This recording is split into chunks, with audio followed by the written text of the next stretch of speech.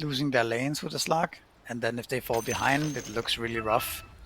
Like the team fight of Tundra is kind of ridiculous.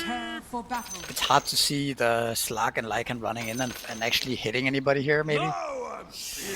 So maybe Tundra 60-40, but I like this draft a lot more than what we saw earlier with OG. Yeah. I actually am not really sure like how I'm just humble. how good Invoker is right now. Not that many people are playing this hero, and I think I'm excited to see Lycan though. Slag is also always a question mark.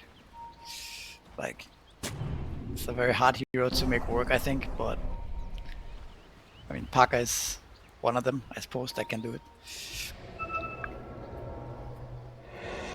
Yeah, very high skilled player. Very volatile as well. Tundra, they have the experience, a wealth of international experience across all of these players. Pretty much all of them were regularly at LANs last year, so it's a big contrast. You know, Parker was definitely around and about. X and E, I have no idea. Like, I have not seen this guy. Violacor's been, you know, here and there, a little bit quiet. Mixer as well. Same with Puppy, so. The battle begins. You know, obviously, the odds probably favoring Tundra at the moment. Violacore, nice deny though onto the bounty rune to start off this game. That was cute. Absolutely. Cool little move by Tundra, actually. I don't know if that was intentional or not, but they did the whole smoke wrap around that we saw onto the Slag, right? Yeah. And 33 was also in that smoke, but he didn't go with them. He ran towards the bottom for the bounty rune. And then he was still smoked as the bounty rune spawns. So he, in a way, was safe to go for the play, right? Because if his smoke broke, then he would have known about it. But yeah, I don't know if that was intentional, but could have been. What a cool play. Could have been nice. Alright, so how are we expecting each of these lanes to go? Invoker versus Pangolier at mid? Oh, it's just kind of a trade, isn't it? Oh, Lion.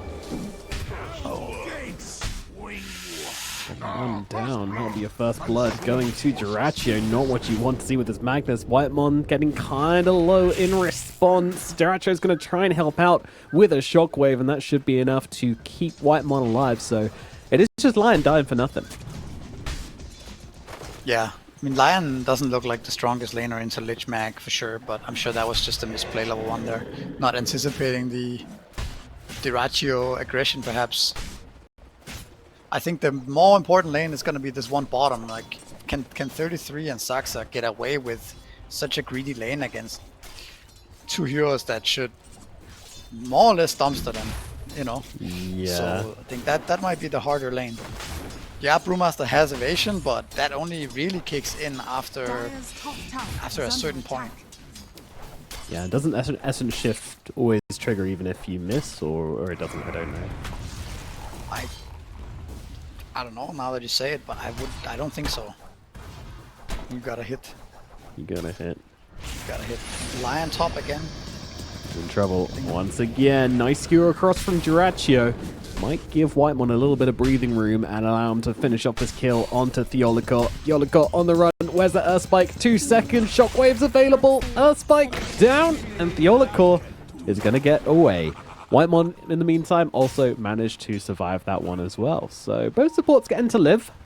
Both cores not really dropping a whole lot for this, though. I mean, Duraccio is actually kind of crazy here. Like, he just got his 5th CS there, but he has been probably has the highest hero damage in the game right now. Yeah. Yeah, Lycan as well, not really hitting many creeps. These guys have just been brawling up in the top lane at the moment. Yeah.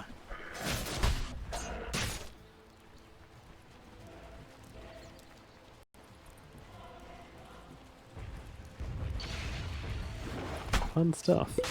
Over at mid, they're just trading secret, farm. Very boring down to bottom. Sacks are on the lookout, but yeah, they're just building this Brewmaster as you anticipated. It's not a good time.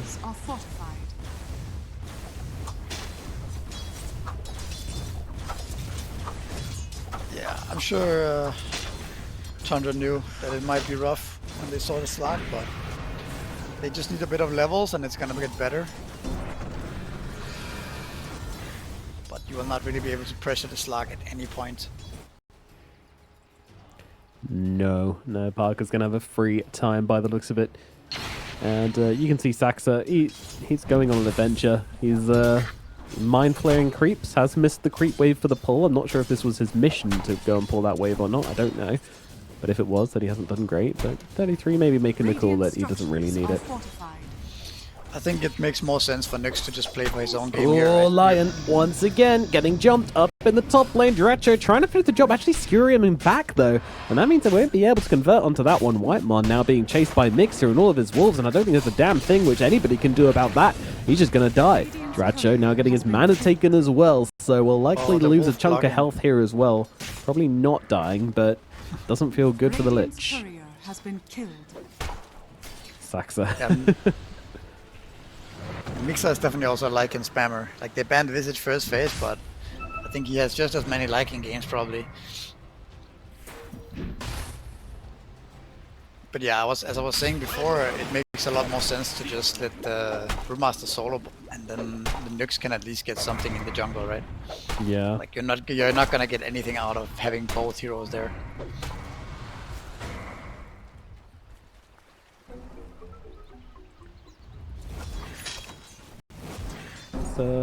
It's an awkward time, definitely over on the bottom side.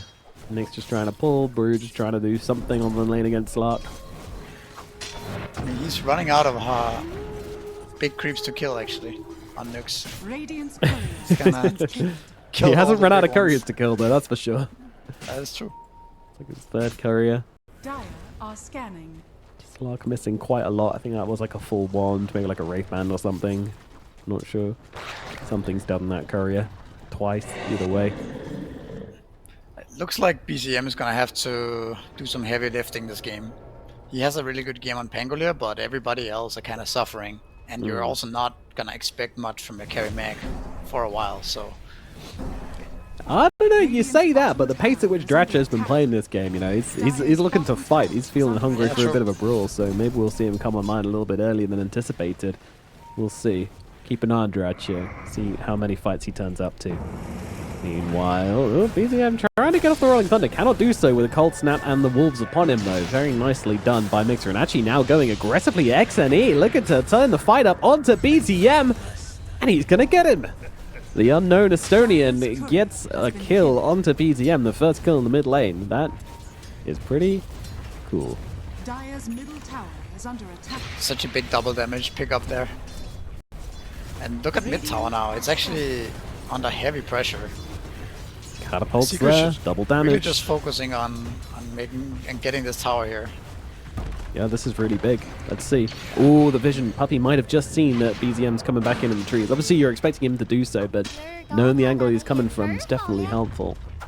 They just back themselves away. The tower down to 83 HP, so one more little push, and this tower will topple. Meanwhile, down the bottom side, 33 being chased around the tower right now, and the Slark's going to connect with the leash. Saxa coming across. He's got to time it well, but the Dark Pact was already going. That said, though, the Slark doesn't want to dive this, even though he's got his ultimate. He doesn't want to try onto 33. Honestly, I'm a little surprised that Parker stops there, but he's got so much in his courier. Like, he's got all this CS, he's got all this net worth, but actually, you don't see any of it because his courier died a bunch. I'm sure they also feel like they're winning so much in every department here, right? They got the mid tower at before 7 minutes. They're winning bottom lane, top lane doing well. Like, they don't want to throw this lead by going for some blue kill. Oh, this one is much safer. Saxa's going to go down with ease. That'll be a kill to Theolicor. Help expedite him towards level 6. A very troublesome early game actually for Tundra here. Secret looking very good. Absolutely. There's the Midas that we talked about on Lycan in the Radiant previous are series. scanning. Or whenever. At some point. Literally first item Midas. And then you just have the wolves run around. Look at mid now. I'm gonna set up on the Penko here. That slow really is Stun. crazy. Wolves damage coming through. Theolicor gets another one. Taking him down on the line. Getting names. Not sure how he's getting these kills with right clicks in the middle of like 3-man, 4-man ganks, but somehow it's working. Yeah, so he's got the When people- the Alpha Wolf talent. So it's everything you said basically. He's got the Alpha Wolf talent. Yeah, when Lycan just came out, I was playing this Lycan quite a bit, and I know some other players were experienced with it, experimenting with it too. But people were buying auras back then with the mid lane. We have Lion probably not getting out of this one. Doesn't look like it. He ain't Indiana Jones. He ain't running away from that boulder. But yeah, people were playing this Lycan with the Alpha Wolf talent and buying like Vladimir's, AC, drums, stuff like this, and continuously buffing these wolves. The problem with that build was that now your hero doesn't do much itself, and you eventually just fall off, right? Eventually your wolves just die in the fights to like random Pangolier spells or something, and then you're just an aura bot, right? But with this build that they're doing now, when people are buying actual damage items with Midas, you end up being a right-click carry, right? Yeah. So the wolves carry you through the early game, and then apply a lot of pressure to the enemy, and then you also become this beast carry later on. So it's a very cool adaptation to make this this facet work. Yeah, and of course that Midas also going to help you get to those higher levels in wolves quicker as 33 gets run down over in the triangle. BZM unable to do anything to help out his buddy. It's going to be another death for the Brewmaster. And yeah, didn't have the mana to get off the ulti Look at there. Saxa getting hunted here. Being followed. He doesn't have the level 5 just yet, so hamstring not available, but you'll start to see some kills with these wolves when the hamstring comes out, because that shit really is crazy. Kill into BZM though. Yoricle once again getting another one as 33 closing the gap. He does have the split. Tundra feeling forced to make something happen here, and the kill into Invoker would certainly be a good step forward. 33 holding off on the split quite a long time as XNE tries to get some damage on Saxa, but will fall on the Invoker as meanwhile the Yoricle actually dragged. Oh, was he skewered down to the low ground? I think he might have been. There wasn't any other way for him to get there, so almost survives, but 33 runs him down. It's a double. So you see Mixer. Mixer, he's hanging around an awfully long time in the area.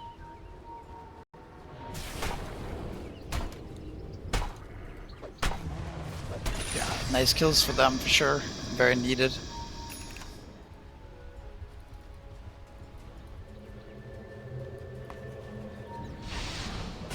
It's also there's a big difference in strength for Secret on daytime, nighttime in this game, right? You have Slag, of course, with the nighttime, but also Lycan gets a lot stronger at night with the Howl, so that's definitely something to consider this game.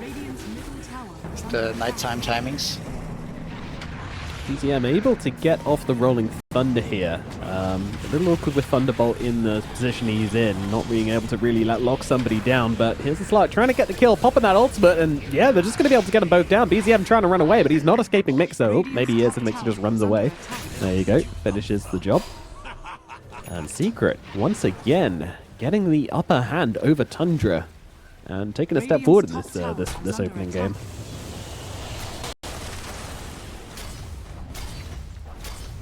Yeah, it's very hard for Tundra to fight right now. Their spells are just not as good. They need to get level 6 on the ledge for sure, then they can maybe fight back easier. Also, Brew Split is going to be important.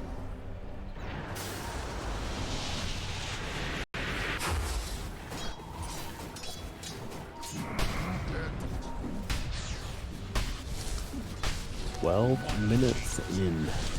The Slark is farmed. Duracho's a little bit more farmed, but Magnus versus a Slark. Kind of anticipating the Magnus to be a bit further ahead than this, in all honesty, and he's having some real trouble with these damn wolves and their damn cripple. It takes a long time to kill them off, even with Empower, when these cripples land.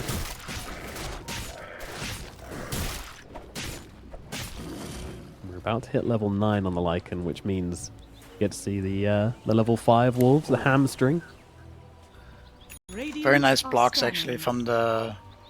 I don't know who placed them, if it was Saxa, Whitemon or whoever, but these sentries are kind of annoying for the Lycan here.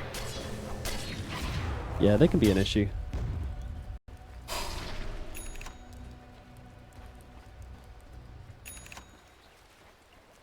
to go somewhere else and farm, which now means he's kind of impeding a little bit on the Slark as Theolical kind of getting jumped by Dyrachyo. Dyrachyo's in deep here, right under a tower as well, which means the follow-up should be pretty easy. Mixer immediately going for the ulti, trying to run down Dyrachyo. Dyrachyo, he's got Skewer to get himself away, but he's not going to be able to outrun Mixer. He needs some help.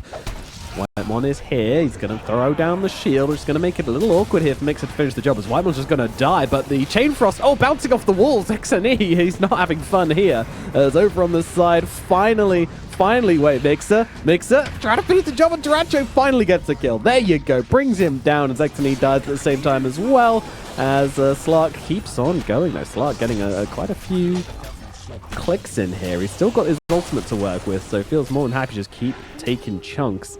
Mixer, no ultimate available anymore, so can't really help out too much with this one, but he does have the wolves, and now Slark going to have to ulti here. There's the Frost Shield coming on out. Slark needs to run. Does get himself back and will be okay, but doesn't get the kill onto 33 in the end. Although the wolves are here. Oh, the wolves though. Oh my god. Oh, they don't get him. Close. Yeah, any hero except Brewmaster and they're dead there, but the misses mean the Mixer can't connect with the second hamstring. It's definitely nice to have a hero that can deal with the wolves easy, like Pangolier, right? Clearing them out. Yeah, almost otherwise all they of them can be problematic. Thankfully. Yeah.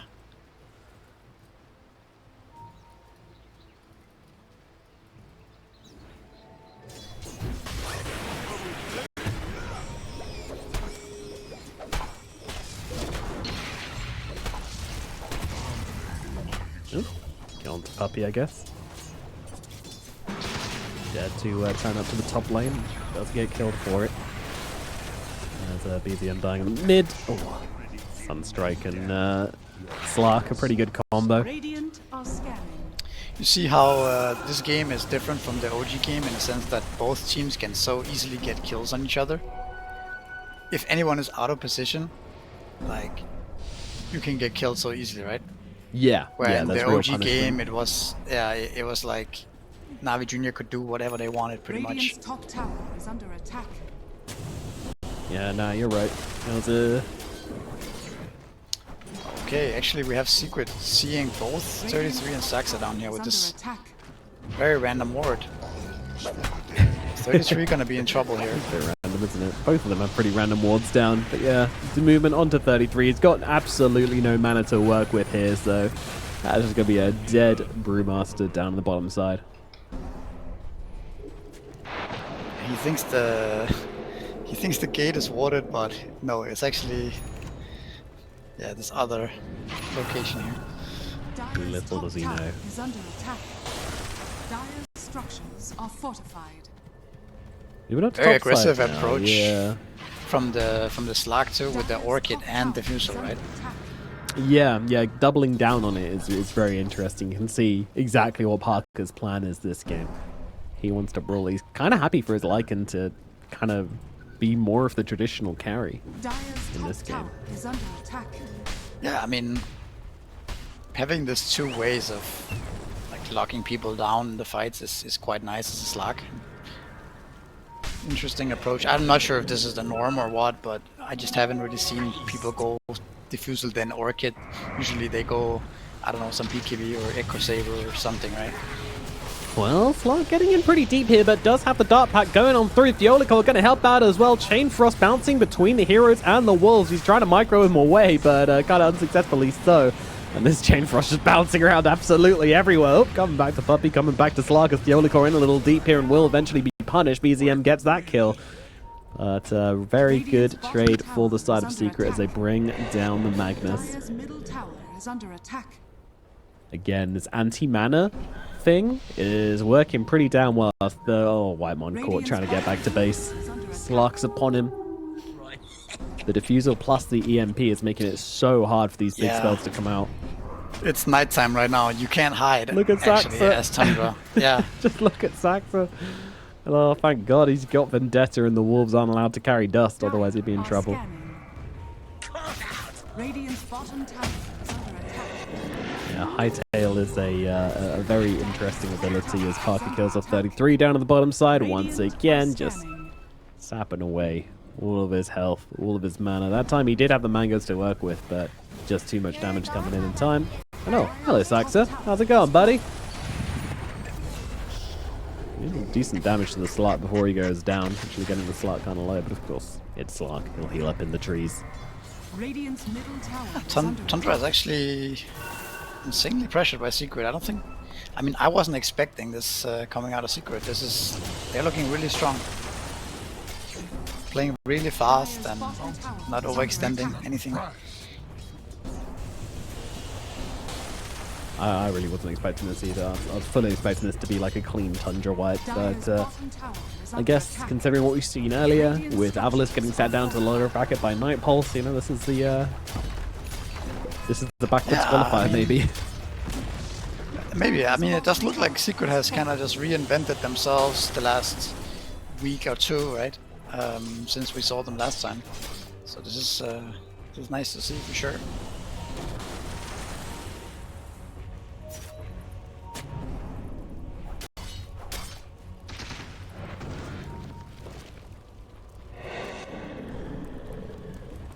So can you anticipate them hitting any like brick walls or any problems which Tundra are going to bring up, which they might struggle to overcome?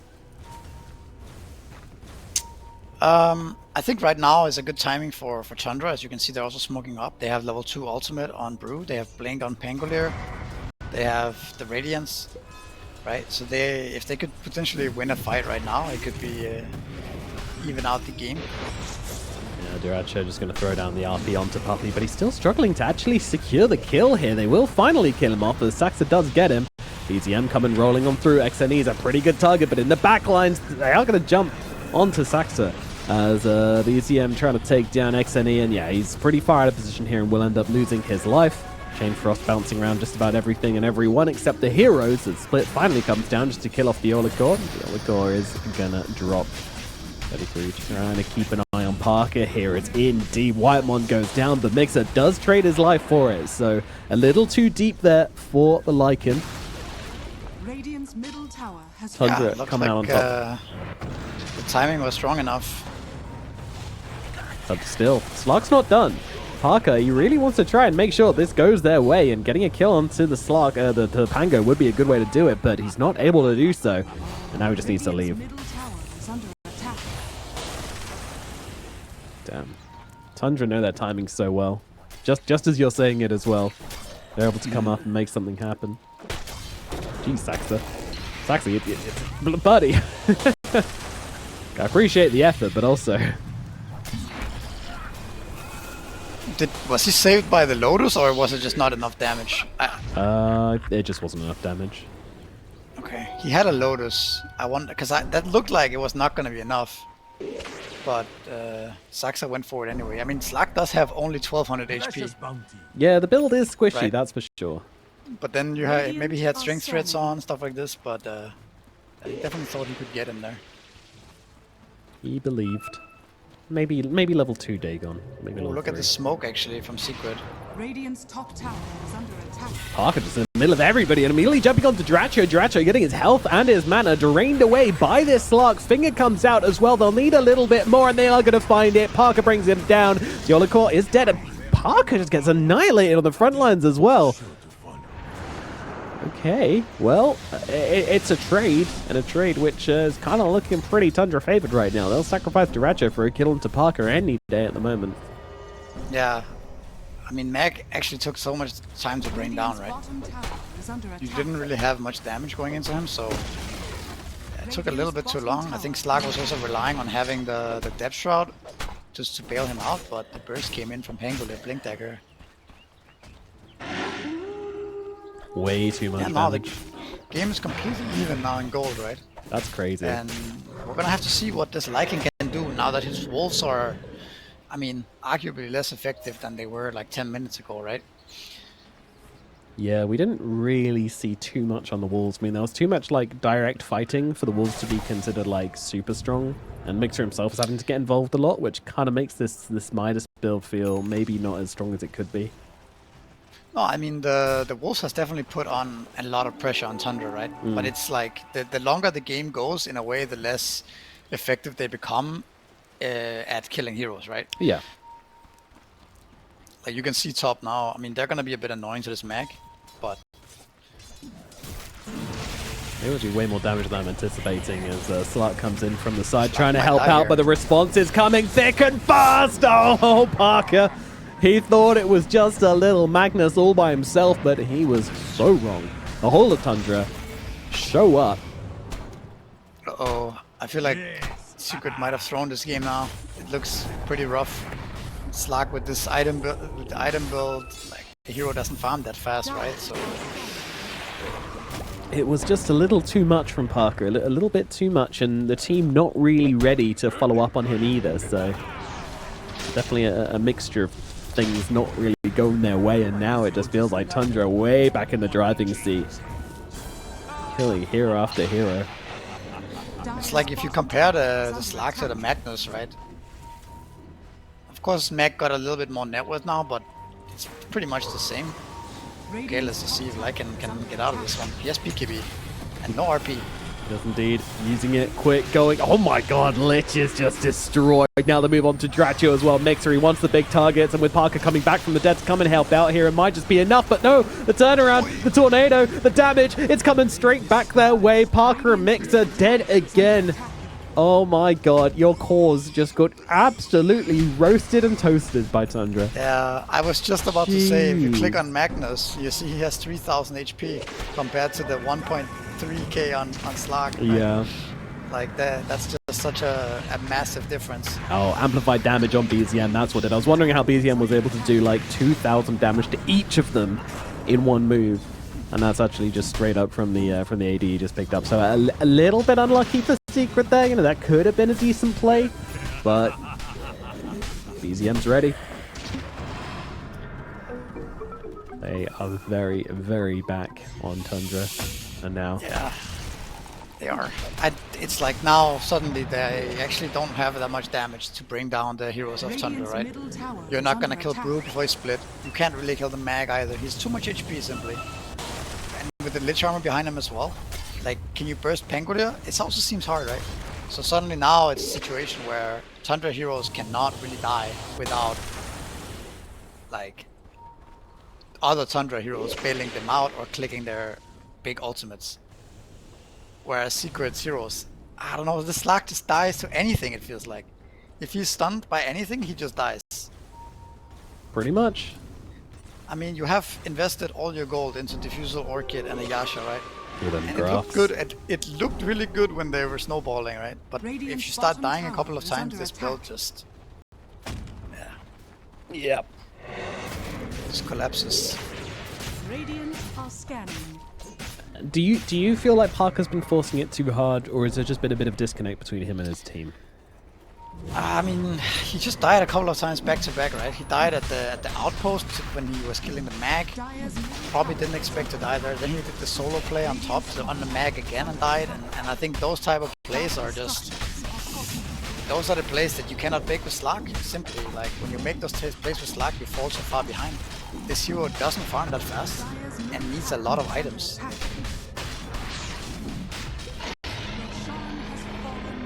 Keep going for the Mag. Well, he doesn't have the Aegis, so, you know, keep it going, guys. You'll get him next time, I'm sure. Bit of a fight taking place here as they try to invade. Once again, Parker going for the play onto 33. He knows they're going for Roshan. 33, though, just being able to pop the split. Caught the Lycan, though.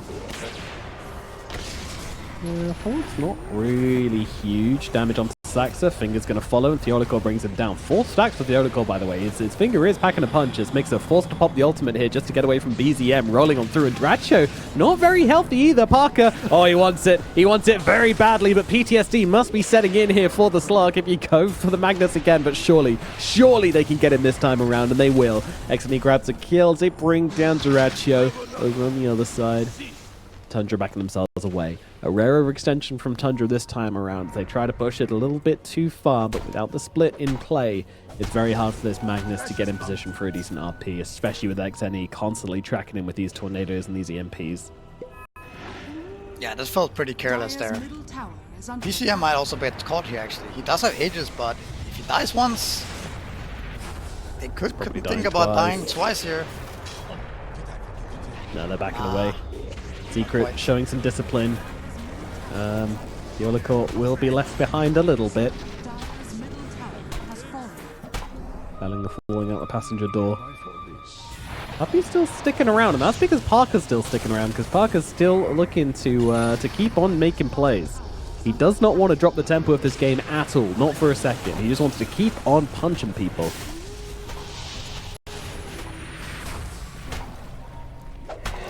Mixer is just getting beaten down by 33, but maybe not actually, as now the jump comes in the other way. BZM comes looking through the backlines, trying to find Mixer, will not find him, and 33 does dice Puppy in the end, so they get the kill. Duracho coming in onto XNE here, and XNE is out of mana, he's out of life, he's dead. Dire's middle This tower game's is getting under messy, attack. Misery. It really is, yeah. Both teams are brawling. Dire are scanning. 25 kills on one side, 22 kills on the other, just 29 minutes into the game. This is non-stop action. Duracho, he's not done. He's looking for more. Mixer, though, senses something's up. He's on the run. He's trying to get away, but Duracho, he's got the harpoon. He's got the RP. He drags it back into Whitemon and grabs the kill. Duracho does not care. Will drop that RP every single time onto this damn wolf. Radiant's middle tower is under attack. That's the beauty of playing carry mag as well. It's that, like, you have a blink dagger, your RPs aren't that important. There's so much mana being drained in this fight. Tundra see all of the secret right now. They saw even the gem on Poppy. Ooh. Okay, they did smoke up, so they're gonna get out of here. Yeah, they also passed the gem over towards Parker as well. Yeah, But yeah, this yeah. little strike team running around trying to look for some plays is very interesting indeed. But BZM's left. The only person still around is Duracho, and he's got wolves chasing him. I've seen this story before, Misery, but does it have the same ending? They actually just TV'd bottom a bunch of heroes, so they won't quite get him, but maybe they will. No. Yeah, actually, I think Magnus it's still gonna sticking around, just picked up the butterfly. they're gonna go so deep, because why not? There's no TPs on Tundra. Only Nyx, I think, has one. This is really, really deep. Sunstrike's coming down. Theolica up onto the high ground as well. They'll take his mana, they'll take his life. That's the friendship which Parker needed and was neglecting earlier on in the game. But this time around, he brings his buddies, and they make it happen. That whole sequence was must have been kind of confusing for Tundra. You see... okay, let's see if there's more action right now. But yeah, you see Elder Titan on your ward with Slark and everybody, and you set up to kill them, and suddenly they're gone, and they're smoking all the way to top, catching your mag in like the most random position. That was a what could you say, interesting turn of events there. These graphs. There's summing up the game very well. Yeah, a bit of a bamboozle secret just ran upon them. I feel like there's been some adjustments coming out from Secret as well, where Parker's been like, I want to play aggressive, and I'm not going to stop playing aggressive. So then the supports on Secret have to go, okay, we're coming with you. You know, we ride together. Dire's top tower is under attack. That's Yeah, the only way we're going to play it, then that's the way we got to play it. And that's exactly what needs to happen, right? Like, if your carry player is saying, like, I can't stop fighting, or I'm going to fall to this mag, and we're going to lose, then you need to listen to him, and you need to change your approach. I mean, I think they have been playing around Parker really well. I think the only real solo play he made was on that mag on top lane, right? With the Wolves and the Sunstrike, where he died. Every other time he died has been because, yeah, just unfortunate circumstances. But his team has been around, right?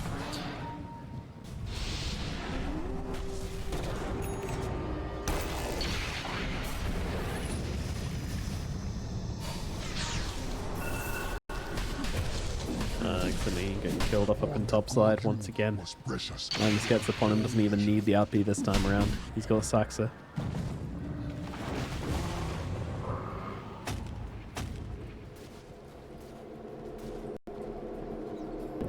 Yeah, game slowed down a little bit here. Yeah, we get some breathing room as Roche looks to respawn. Last time they just did. It does Yeah, I think benefit Secret a little bit, I think, to finish your items in Slack. But getting a BKB on him and stuff like this is gonna be nice. We have a butterfly on Magnus, by the way. Sure, very specific in this game. Looks very good against both Lycan and Slack. And Invoker for that matter. So a lot of physical damage going out. Yeah, it didn't really happen much in the last one, especially now that there's a Bloodthorn available from the Slark, so the answer has kind of already been picked up, but still good against Lycan as Puppy's just going to lose his life around the side. Puppy has buyback here. Could be a potential for a fight then. Mixer going for the ulti. 33 gets upon him. The BKB gets used just as the RP comes down. Oh, 3-man stun into a 3-man tornado. Doesn't really work that way. They will go 33. Oh, he's out of mana, he's out of health.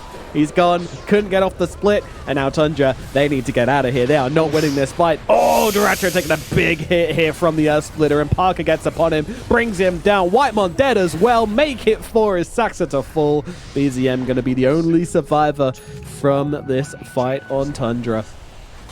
The Puppy buyback.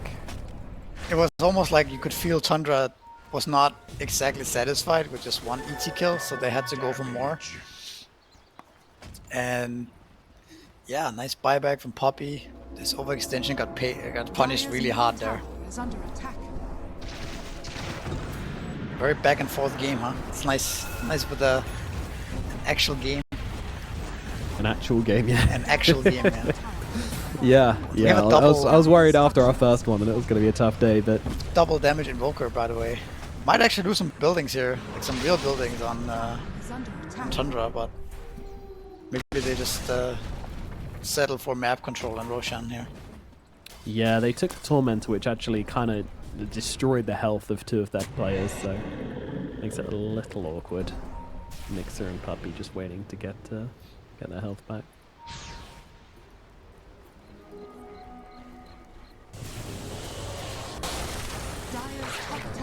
Under attack.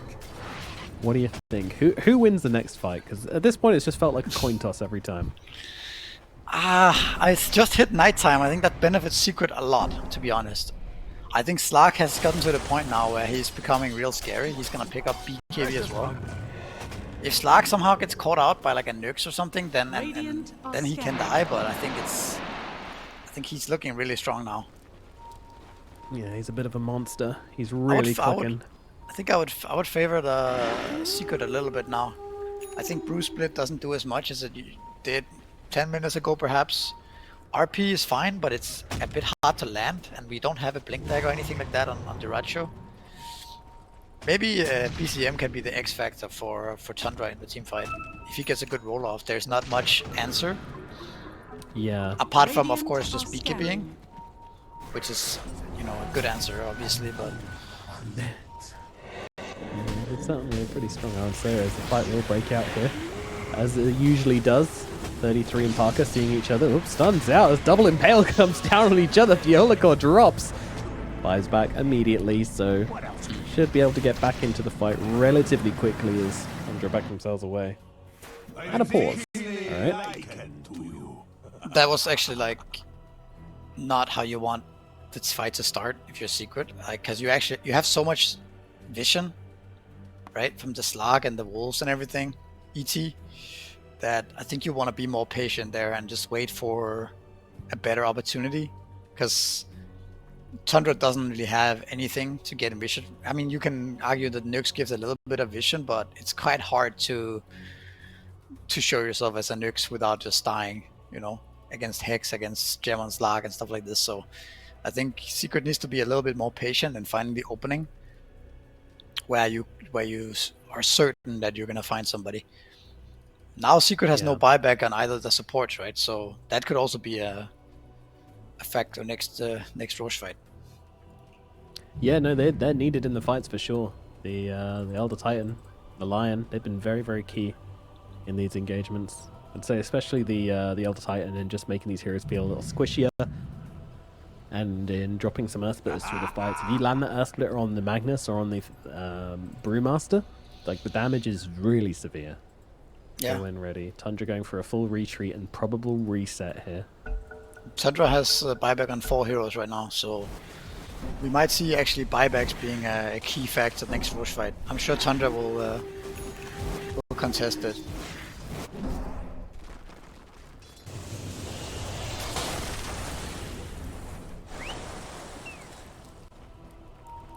Let's see, so far, Tundra moving bottom. Yeah, I mean, if they're too slow here, It is, they were in the pit at the moment the Roshan spawned, so... Yeah, it's really quick.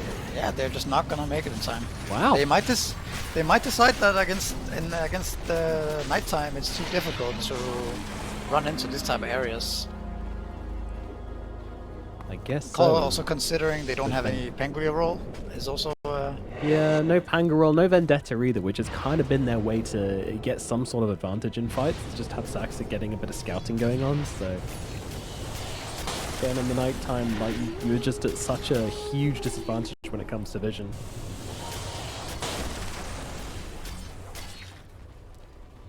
Dire's top tower is under attack. That's a pretty big step forward for Secret then. Like, Slark playing with his Aegis is going to really free up their game. Yeah, for sure.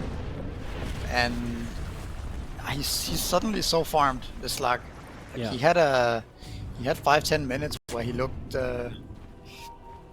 like he was gonna fall off all the way through the net worth chart, but he managed to stabilize and keep farming. We see the Lycan Fighting. or keep fighting back with net worth wise. Yeah. We see the Lycan also top net worth with his Midas and the Wolves Dire's just bottom pushing out tower waves. is under attack. Yeah, it's pretty silly. Did go for the shard, by the way, to shove out these waves. I'm not sure if he got that from a Tormentor, if he bought that himself. But either way, Probably bought it. Yeah. I would imagine so. Really does help their game a lot just to have The those tier waves 3 naturally tower pushing is in. almost dead bottom here. Just from the wolves. Wolves and the Forge Spirits, yeah. Dire's bottom tower has fallen. But the evasion also works on towers from Lycan, so can become problematic later on.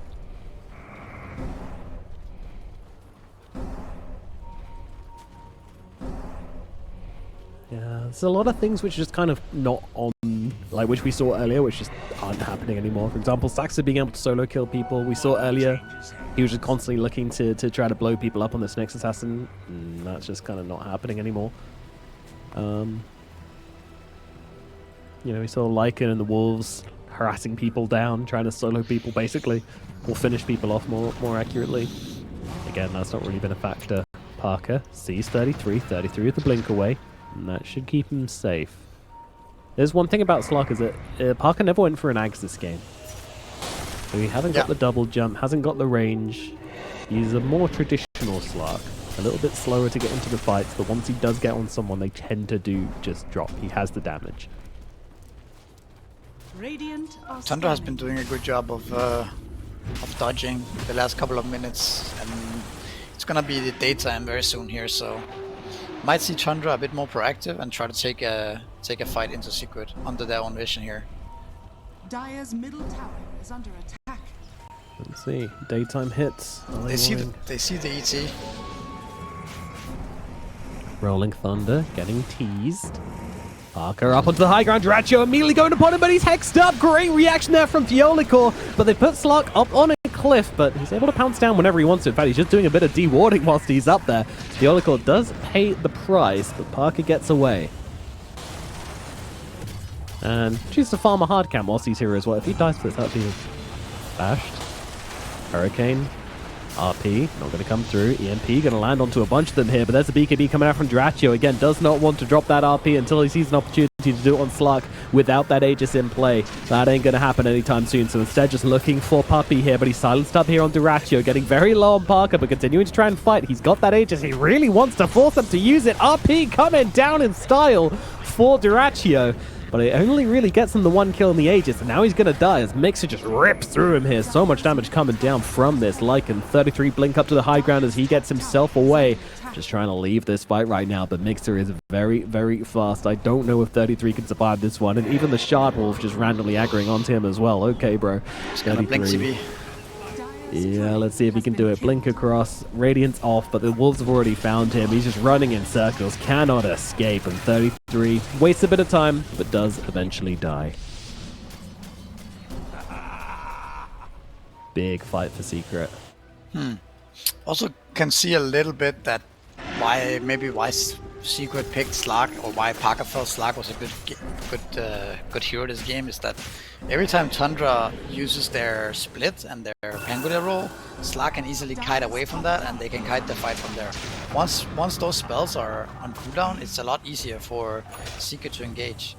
So that's kind of the weakness of Tundra's lineup, is that if their ultimates don't land on big targets and they get a bunch of kills with them, then their heroes fall off a little bit in the fight. Obviously that was also an Aegis fight, so Slark had 2 lives there. Yeah, make a big difference. That was a big deal. And they tried so hard to not use the RP onto the Aegis Slark. Like, they're really, really trying not to do it, but eventually they were just, Dratio was just like, oh, fuck it, I can't do this any longer. I gotta take the guy down. That was really, really awkward. I'm feeling you just need a little bit more coming out from, I don't know, just a bit more damage from Tundra, a bit more to threaten these heroes. AC on Invoker. Yeah, that's a pretty interesting one. Yeah. Modern Invokers, eh?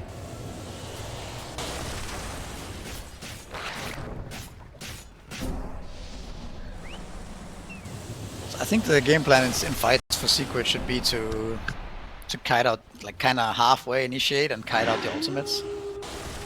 Like, and Lion can play along with that playstyle as well, right? If he, because once he's committed to using Hex or whatever, if they don't get a kill, he will just die, right? He doesn't necessarily have to die.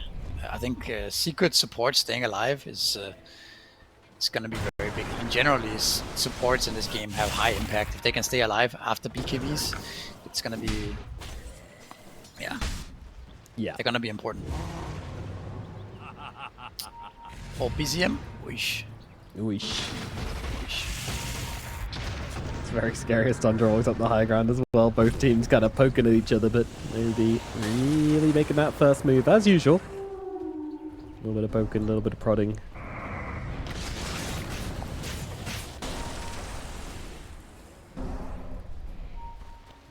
Both teams have ACs, both teams a lot of damage on their carries. Dire are scanning. With this Axe complete on the Slark, gonna give him a lot more movement. Looks like Mixa is gonna go Agonist for himself as well. Okay. So he can make Slark into a wolf. Yeah, the fish wolf. Dire's top tower. It seems fairly underwhelming though, right? I guess for Slark, he's already a pretty fast hero. I mean, you also get the crit, right? You get the crit, you also get... You get 40 lifesteal. Lifesteal. And they also share lifesteal. Yeah, it's pretty good, actually. It's just oftentimes you think of this being this amazing buff spell, but it rarely ends up being that impactful, I think. But we'll see if it's really good on heroes which don't naturally have a lot of speed already, and I think Slark, maybe in the daytime, this is going to help him out a load. The night, maybe not so much. Yeah. I mean, obviously, remember the tiny wolf with the Christmas tree and stuff like this from TI. Like that was a kind of the highlight of the like an axe. It was very epic.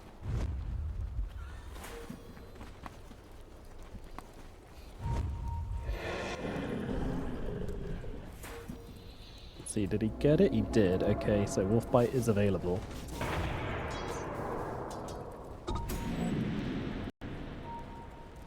Whitemon has been found here.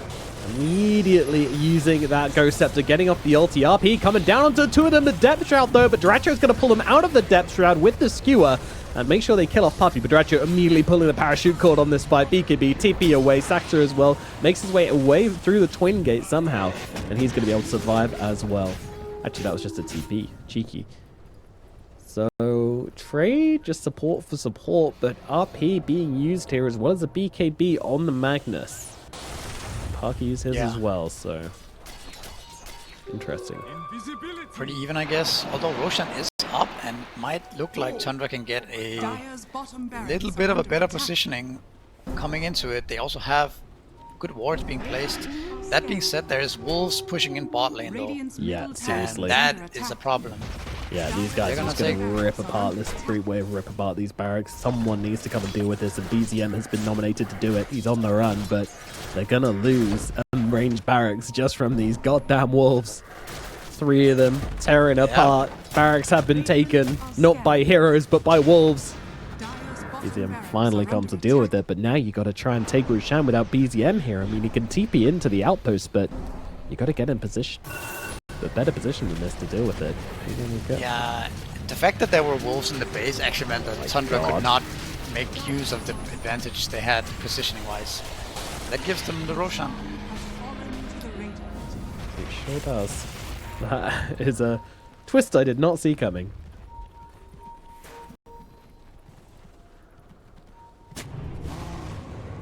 So now, a range barracks up. The Shard Wolves constantly pushing in the map.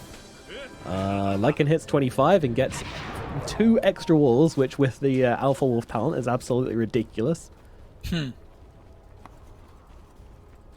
True. How reduces total attack damage though? Nah, there's no way you can take that when you have only 3 points in Howl, Yeah, right? yeah. Like that would be grief. So Like- you get 4 wolves. Okay. I mean, those wolves are actually, you should just rat with them constantly, right? You don't bring them to imagine the so. fight. You just. I mean, look at this. put Look at this them- down at bottom. Yeah, I'm watching it. This watching is it. insane. Yeah. They don't take out the full waves, but keep in mind that's not the walls at full power. That is a pack of walls which ran across the entirety of the map to get there and then almost took a wave. Like, For sure. I'm just watching the Wolfgang now. I don't care about heroes anymore. I mean, if you're a micro god, you can just, like he's doing right now, send 2 to one wave and 2 to another wave. Yeah, the second group of wolves did actually Just miss cut. them, so he just runs back to the middle Yeah, wave whilst but his team cut the bottom technically- wave. This is, You can cut 2 waves at once, right? yeah, it looks like it. And this hero has a very high skill cap, clearly. Dire's bottom These barracks wolves. are under attack. Tundra aren't respecting it whatsoever. They're outside of the base right now as Parker just starts to deal damage to the melee barracks. They'll force him back. Whiteman's going to lose his life elsewhere as he'll just get blasted down in the mid lane trying to cut some waves, and they cannot deal with these wolves. They cannot deal with the wolves, and now the Fish Wolf is in as well, jumping onto 33. Everybody's a wolf. Everything's a wolf. Everything you touch turns to wolf as Giracho comes riding through the fight, trying to look for an RP opportunity, trying to keep his Nyx Assassin alive. Will actually be able to do so. Nyx living for now under the cover of the invisibility. RP coming out. They really want to catch out Nyx it here, but the Hex once again from Theolicon means that Giracho cannot follow up on his own RP, dragging the Slark back, but Slark's got the ultimate. He's going to chase down Giracho till the ends of the earth. Giracho narrowly survives as he gets himself back to the fountain. 33, Trial still trying to hammer in the Slark. Doesn't have the damage with just his pandas alone, though. I say that, he's doing good. All by himself, chasing back Secret. But that's the thing, I feel like now those cooldowns are down, Secret just keep going. Very well done by Secret, right? Like we talked about, if you kite out the ultimates of Tundra, there's not much left in the tank. You do have a very low cooldown rolling Tundra now, but I'm sure Secret's gonna go back in here with the... They don't rely as heavily on the group split or the RP. EMP being used. Slark caught it a little bit here, but the follow-up, it wasn't there. The stuns, they even seem surprised to see that they'd even got him, so instead they'll try and get Puppy in the backlines, and now they'll go towards Mixer as well. Mixer getting low as Dretcher gets upon him, and they shan't kill him off as Yolika comes in. Huge 3-man Earth Spike, saving Mixer's life a little bit longer. Does go down eventually, buys back into the game. Slark just running through the fight Wow, with the okay. Aegis. Nah, Tundra is still strong even without the ultimates, clearly. Apparently so. It's not so straightforward. I mean, you have RP on your... I mean, you have empowered Brewmaster, empowered Pangolier. Like, realistically, this Pangolier is the carry of this game, right? You're actually doing so much with the Rolling Thunder. That's kind of all you need. Then you just right-click with the other course. Nope. Rolling Thunder's bouncing around with a bunch of shield crash in the mix as well. He's actually gone for the Rolling Thunder cooldown as well, so It's going to have an extremely high uptime here as they move on to the Slug. Ooh, just about missing him in the depth shroud there. Can be tricky, but Parker still on the run.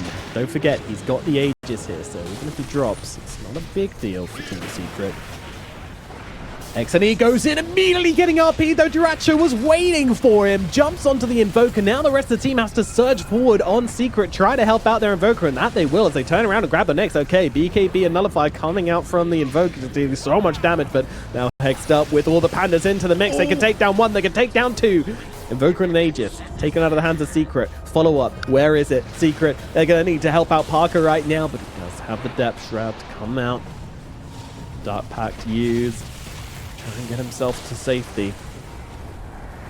Wolf joining up. Here we go. Wolffish is back for round 2, but he needs to come and help his Invoker, and he's just not doing so. Looking for the supports on the backlines instead, just looking to blow up the Lich. Successful in doing so, but the rest of Tundra just mobbing onto the two of them. Can they fight this? I think they can. Theoloco getting very low indeed. Will full Slark stunned up inside of his ulti. He's not getting off the damage. Parker needs to leave, as does Mixer. Mixer goes for the BKB TP out. That's not going to happen. Instantly cancelled. Damage coming through from 33 is absolutely no joke, as they'll take him down. Die back on Mixer.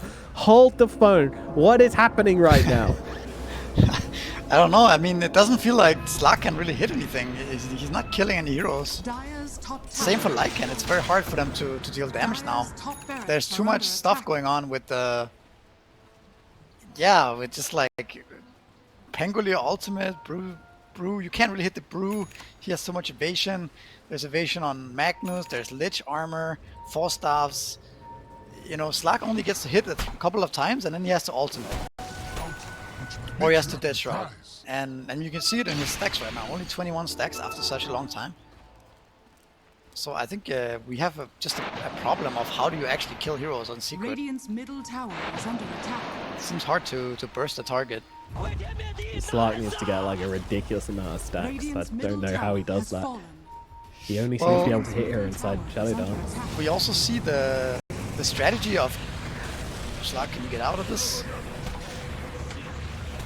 Looks like he's going to be okay. BZM being very, very annoying. He's been dispersing himself in the middle of that. No buyback on 2 heroes, but do have a Elder Titan to delay it a bit. Oop, jump in, drag back onto the Slug. Slug does get off the BKB, but not the Depth Drought. He's dead. Oh, God. Oh, Parker. No buyback. No buyback available. He bought the Refresher Rested. I mean, that doesn't cost very much. I don't know what he bought to not afford buyback, but either way, Theolicorn's dead. Oh, he bought the Aghanim's Blessing. Oh. He's very close, 148 gold, but 148 gold is feeling like a hell of a lot right now. Puppy's going looking for bounty runes, doesn't find one on the bottom side, looking over towards the other jungle to try and grab one. Meanwhile, their base is being taken.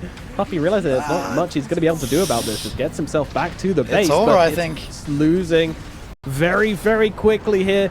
Tundra, they're on to the Ancient, but Slark, he gets enough gold for the buyback, coming back in, looking to just fight up now. The Pandas are just trying to end, but I'm not sure they're going to be able to do so, and he's about to run out as well. 33 comes back to mortal form, runs down the low ground. Parker is hunting. He needs to find something here. Chain Frost is bouncing around forever, it feels like, as they try to go on the 33 TP out. Do they have a basher? No, they do not. Wait, he cancels? You want to try that again, buddy? Refresher Orb out on for 33. Split comes out as well. What is happening right now? 33 did not leave. He stuck around and now trying to split up his Brewlings a little bit. His Fire Panda is getting out, it seems like. Yep, Void Panda meanwhile going to end the game. Good luck. Well done by 33 to get out of that mess. That looked stressful as hell to pull off, but he gets out. Yeah, splits the Brewlings in every single corner of the map, and Fire Panda lives. So, I don't know if the bounty rune made him able to buy back, or if the goal just, you know, ticked up. But that was insanely close, right? It was I think maybe very they close chased then, some just heroes. straight up I losing. think if they had focused the throne with Mag, and maybe they had enough time to kill it, but I'm not sure. The game continues here. Yeah, it looks like Puppy did find the bounty rune at some point, but it didn't look like he found when he was trying to get the buyback. It may have just been gold ticking over. Maybe someone found a shovel, I don't know. Either way, Into the pit we go. Secret is gonna get Roshan though. That's massive for them. But Yeah, this is big. again, like, The Wolves are going to take the range racks as well. Very annoying. A little bit of miss micro actually. oh, actually Tundra might go for the throne. There's no glyph. Oh, They're oh yeah, smoked is this up. game just over, Misery? I think it might be. Alright, cool. Oh. Well, everybody, thanks for watching. Let's see what they can do here. Tundra just throwing everything they've got. Can they stop them? No, they can't. There's just too much damage coming on down. Oh, hold on. Nah. BKBs are over. It doesn't matter. They'll have the damage to end the game. You don't have Fortify, you don't win the game. That's how it goes sometimes. Tundra, they see the opening, and they finish off game 1. You're going to have such a miserable time. Like, good luck showing on map. Thankfully, they've got PA here, which doesn't show on map, so I guess that's already kind of like an innate advantage, but... Prepare for battle. yeah, otherwise... yeesh. So he went for the tricks of the trade talent on Ricky. Not talent. Facet. The other one gives you bonus XP and just bonus XP. Yeah, okay. Yeah, so that seems not the best. Makes sense, I guess. Gives you a bit of wave pushing power. So your +4 Ricky is gonna aim for like a diffusal, I guess. If he has a, you know, decent game, then you can actually kill people, right? With just the wolves. I think It's not that time much to go gold back you to need to Meteor buy. Hammer. I don't know about you. You don't have the 30 what is seconds to that battle. shot called? The one where you slap people? Sleeping dart? Oh, Sleeping Dart? Yeah, that's the one gone. Oh my god. They decided there was no way to... oh, okay. Saxa just warded right in front of Parker's face. Parker is pinging that.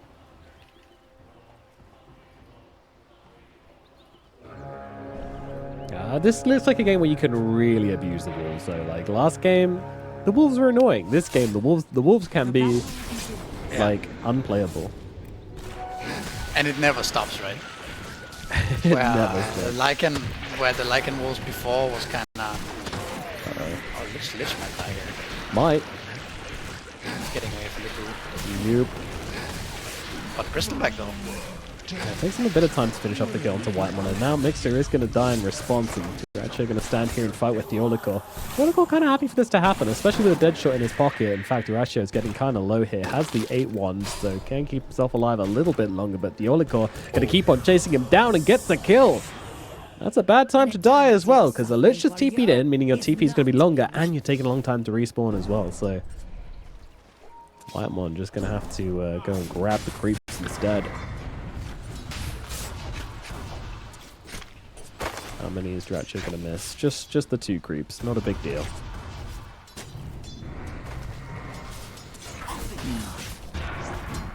Yeah, shouldn't underestimate that goo, level 1. Absolutely not. I mean, Ricky is kind of a laner. That is, his laning is actually not bad, right? You have 6 armor, 61 damage. You have 2 charges Blink Strike, and now you have the backstab, even level 1, right? And with your innate. Yeah. So it's not as grief as it sounds. Yeah, could be a lot worse in other patches. The Ricky +4. Yeah, definitely a strange iteration of the Ricky +4. We'll see if what it can do, and if it can do much, as Dracho actually ends up going down again, down on the bottom side, getting a bit greedy onto the Olicor there. Ooh. They weren't able to kill him off. He has no TP for another 10 seconds. Yep, it's going to be a awkward sit in the base and wait.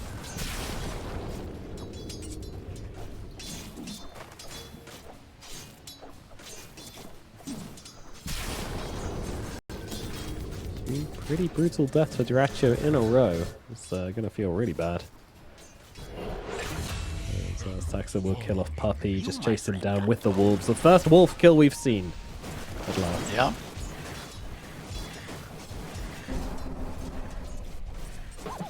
Yeah, honestly, you don't want to really give that much room for this Ricky. Like, you don't want to give away kills to this guy, because if he does get for whatever reason, gets a fast diffusal blade, like, you're really in trouble on Secret, I think. Does sound very annoying, but they're doing good damage to him here, and now setting up to try and finish off the kill. 33 moving away, really giving him a blink strike target, and that's because he doesn't have any mana left for the blink strike. So Saxa kind of realizing he's dead and just trying to be as annoying as possible, and he is being very annoying indeed. Looping around the tree, stopping them from getting the kill. Jumping across over towards Parker, which might have just handed Parker the kill. Saxa with the one, trying to keep himself alive. Oh, 33 actually feeding him the getting Lotus. outplayed, actually. Oh, he lasted such a long time. Does finally fall though. Finally goes down. Parker taking a lot of damage for this as well. Making that quill quite expensive too, right? Because you're also losing a bunch of creeps on the tower here. Only loses one, but still more costly than just a clean kill.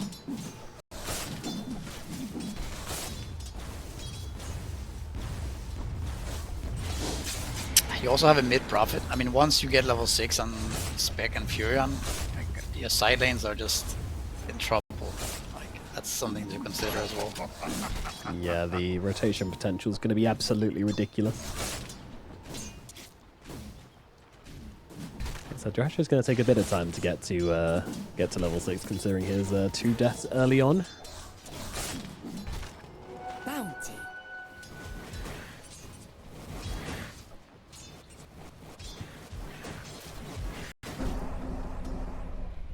Parker on the PA going to be pretty farm this game by the looks of it. A good start for the Phantom Assassin. Nobody really coming in to help out up on top. Yeah, true. This game as well. Secret off to a really good start. Yeah. Same as game 1. I'm a bit surprised about BZM getting started on in the middle lane as Exony comes up onto the high ground. Some nice trees. BZM in space needs to get himself back. Let's remember that Secret actually has real heroes in this game, whereas Tundra kind of doesn't. You know, their strategy is much more built around the level 6s and mid game and things like that. Yeah, it's a bit. So they are the fine word to be cheesy losing from lanes. Tundra, but it's certainly it's starting to smell that way, isn't it? I think cheese is a term we've kind of let die in Dota, but Tundra, you know, this is definitely a good advert for maybe bringing it back, because it's a strategy which is kind of based around one thing and one thing only, and they're hoping it breaks the game so much that they can win off the back of it, which I guess is kind of the definition of cheese. Yeah. So cheese kind of lost its. Doesn't really work as much anymore. Potency, yeah. Ricky coming into the mid lane here onto XNE. I'm not too sure what Sax is actually going to get done though. And the answer is not a whole lot, as Whitemon dives down to the bottom side, but the return kill comes in onto Theolicure, but there's a lot stacked up on the Spectre here. Duraccio might just get dropped, doesn't even get a chance to use his magic wand. Kills him off. Yeah. This Bristleback is going to be a problem now. He's going to have Vanguard, and then he's going to be untouchable in this game. For the next foreseeable future, at least. Bristol actually got a really lucky quill spray off there in the middle of the fight as well. Must have been attacked from behind by a creep. But it's very fortunate. Saxa falls elsewhere on the map. Mixer getting jumped now. The damage coming through thick and fast, and they will be able to bring him down. BZM with the rotation. Mixer dies down at bot. They got him before the Vanguard, but he did buy the Vid booster, so Radiant are scanning. lost almost no gold there. Yeah, very low impact Radiant gank. are scanning. Dire are scanning. Seeds of fortune. Saxa was able to secure the Wisdom Rune, and the Invoker able to secure the other one. Interestingly, Invoker was actually the one to TP across to secure the other Wisdom. Guess they were worried about the Ricky going for it as the Oracle gets just run down by Lycan and his wolves.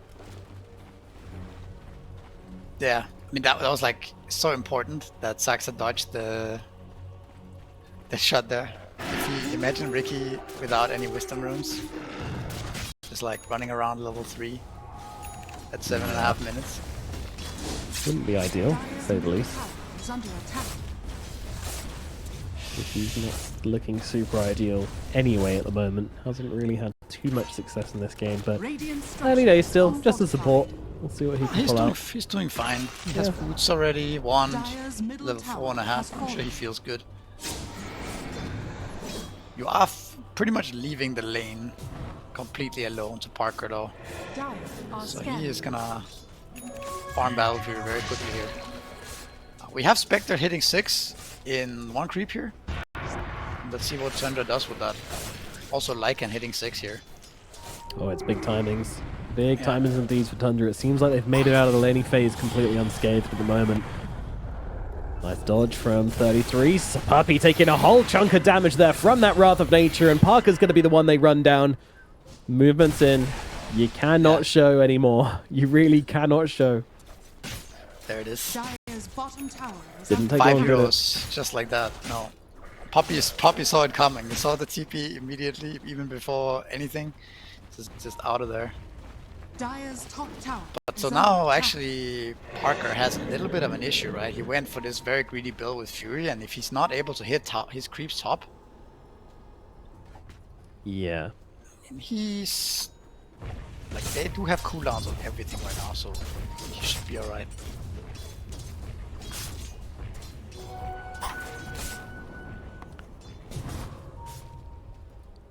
it's only a small advantage now for Tundra, but again, when these cooldowns come back, which aren't long, just 5 seconds left on the Spectre, Prophet's already got the TPs, you know, it's just...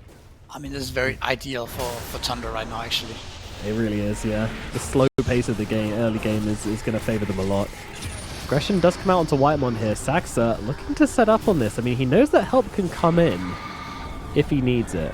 So trying to bait them under the tower a little bit, just trying to force something out, but Secret, they're being very, very disciplined, as they need to be. Are you getting... I mean, Tundra might have a little bit of a problem later on, perhaps, having all their heroes go for carry-style items. Like, where they have basically no utility in their draft whatsoever. We'll see how that plays out. You're gonna have a Mjolnir and Furion, right? Lycan going damage. And a Spectre. Think so?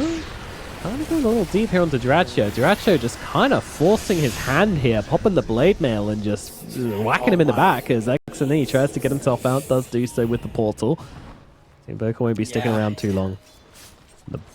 The boys pull up on bottom lane. You can never really overextend at all against this draft, right? You're gonna... Everyone's just gonna be there. Dire's bottom tower is under attack. Now Ricky hits 6 as well, so just going to give him that extra layer of kiting, of finding heroes on the map, enabling these global presence heroes. It's kind of on Secret now to maybe set up some baits, you know, try to catch out Tundra, get someone to TP into a trap. That's how they can take advantage of Team Tundra.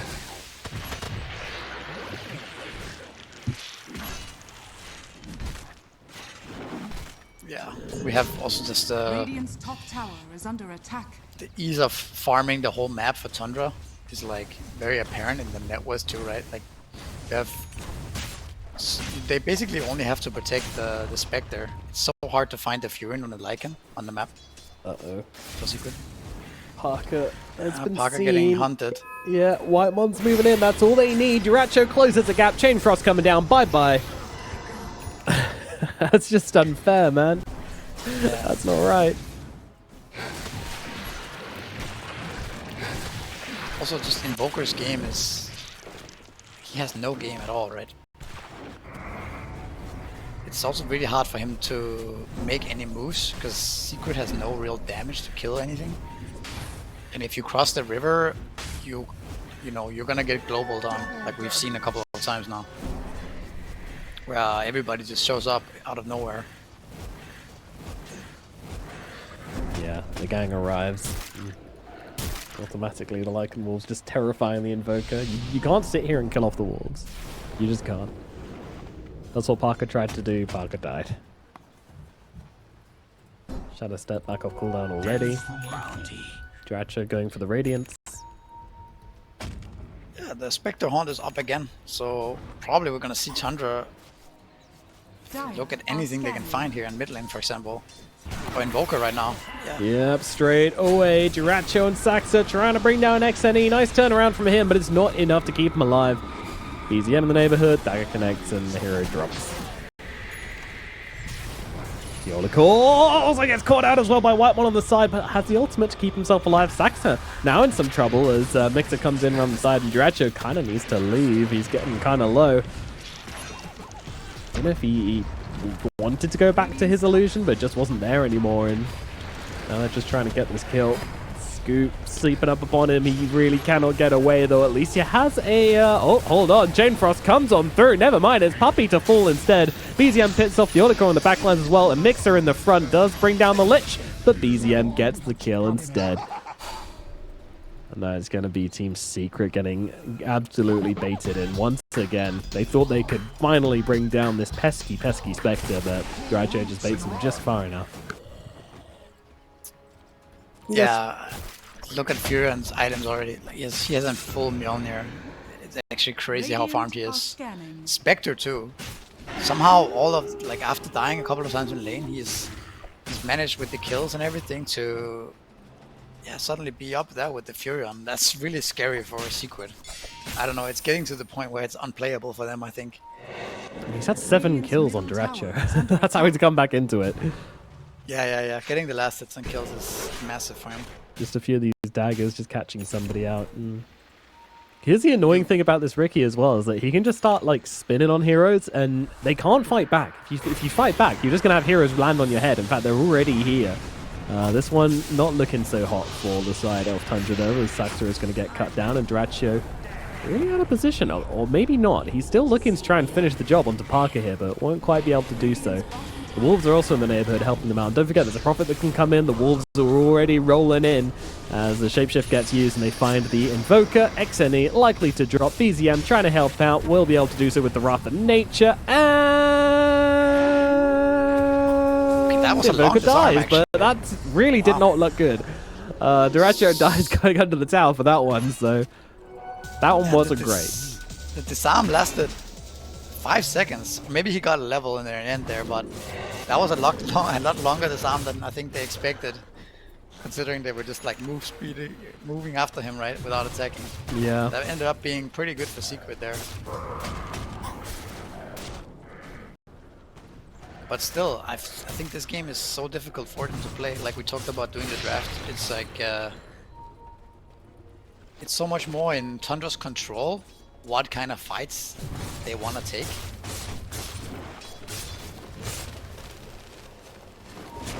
Well, like this one. Once again, kind of being baited a little bit here.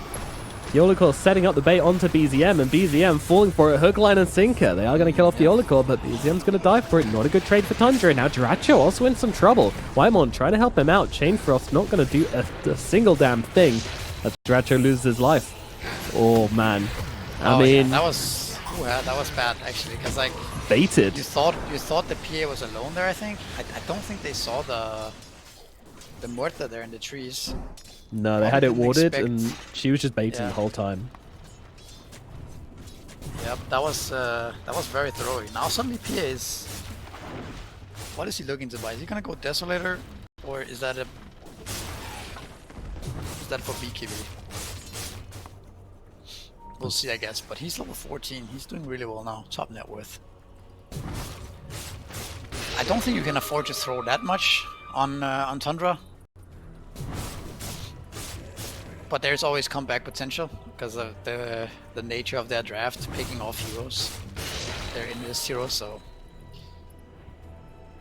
let's see. They do have to consider the fact that they are not as strong in the 5-on-5s. And when Secret are kind of hogging their own side of the map and their own wards, it's very difficult for Tundra to engage. Getting caught a little bit here, though. Who is catching whom, actually, as the Wolves come in, as does Dratcha, but Dratcha immediately getting turned upon here. Thanks for doing damage, and Puppy, he's doing the real clicks here as Puppy just stacking up with the deconstruction. They want to take down Dyrachyo. Theolical will die. The gank is successful, but I mean, carry dies for it, which makes it a terrible trade for Tundra. Yeah, I don't know. Dyrachyo just keeps dying. I think he needs to get his Radiance, right? He basically was...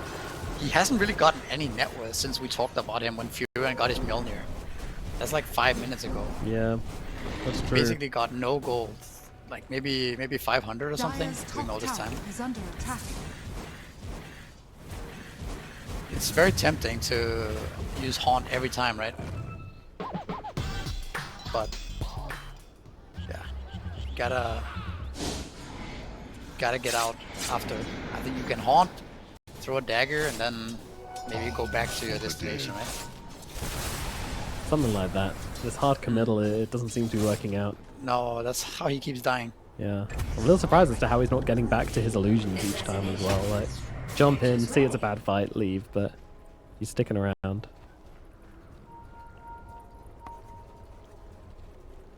Illusion. Well-gotten gains. Tundra definitely giving away a lot of kills. Radiant's bottom tower. They're making it interesting. I'll give him that. Oh god. Every time I hear it horn, I get terrified. A shadow step. And this time it's going to be BZM, the one suffering at the hands of Parker and XNE here. I'll take him down. Revenge, though, looking to come in thick and fast, but there's a BKB out, and the Phantom Assassin just turns around and starts clipping away at Saxa. Saxa, though, he's not done. Jumps back in. 33 needs to get this kill. You need to kill the Phantom Assassin, but they're not going to do it. 33 getting absolutely shredded here, having to back himself away. Saxa still desperately looking for Parker, but Parker is not sticking around as Whitemon goes down. Saxa is seen by the Dust Tornado. Doesn't catch him, but Puppy will. One more right click will do the job. 4 heroes dead on the side of Tundra. Secret are doing it. Oh, he died again on Spectre. He still has no Radiance. It's actually crazy to think about Why? how close he was to Radiance at minute Fighting 14. so much. Yeah. Now, I don't know. Now you might have given away way too many kills for this to be... yeah, I don't know, man. Radiant's bottom tower has fallen. Dire's middle tower is under attack. Oh, Lycan. No ult on him. Another day, another kill for Parker. He's just roaming around the map, chopping up everybody now. Yeah, it's getting a little out of hand now, maybe. Like we have talked about, the teamfight of Tundra is just not really existent in this game.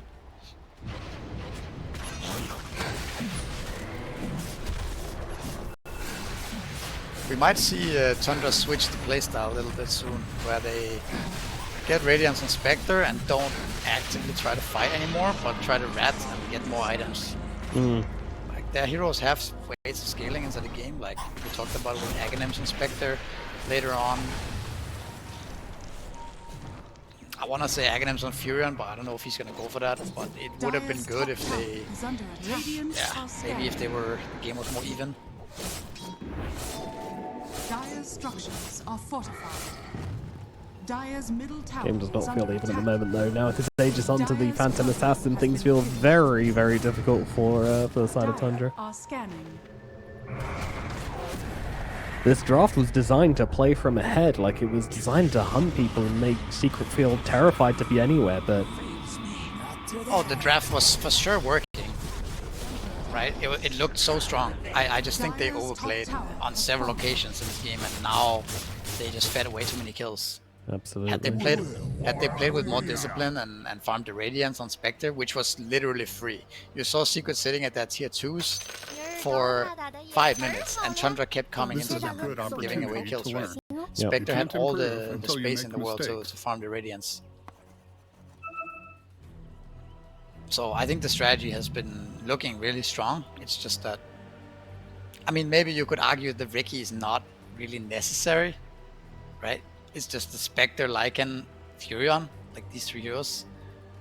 I'm not sure if Riki was necessary for this draft to function, but it's definitely overall had looked good. I think they just became a bit cocky here. A little bit. Definitely a little bit. But maybe with this Radiant... Well, I mean, now you're playing Radiance into a Aegis PA. Nothing feels good about this anymore. Yeah, and he's level 18 on PA. That is crazy high. That's wild. I mean, he's just been fed so many kills. Yes. Yeah, he got the Orb of Destruction. He has SLY coming up. He's feeling really hungry for kills. Well, that one's not going to work out for him. I mean, that said, there is a plan B for Tundra here.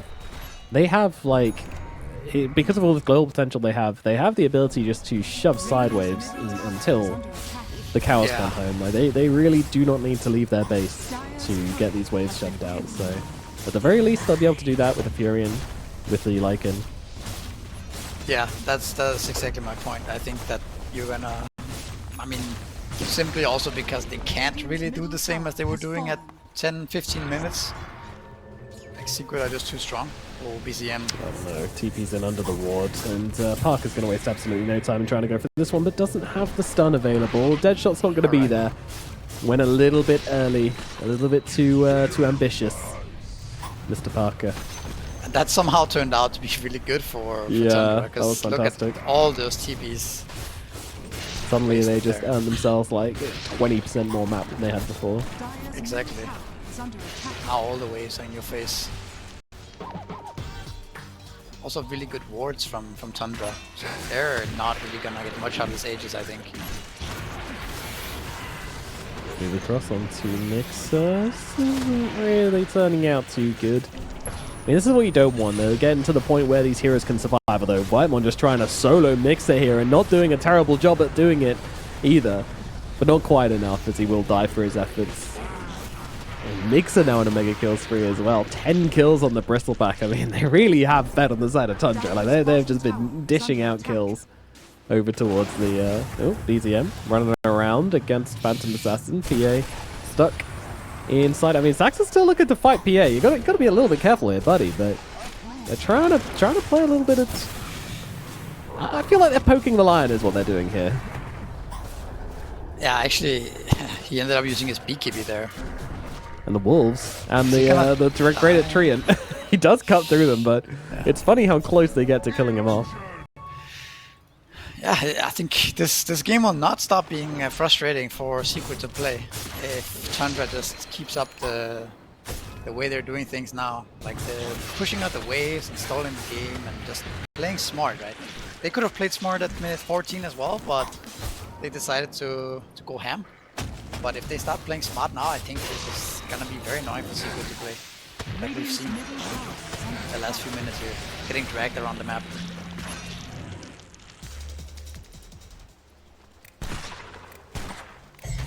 Very interesting game. It seems like the less Tundra do, the more they win. At this point, yeah, for sure. It does seem like they need to just farm the map. Because like we talked about this in the draft, how it's awkward for Secret to play this game just because of the nature of Tundra's heroes, right? You can't really split, you can't really show on the lanes. Dire are Certainly scanning. not.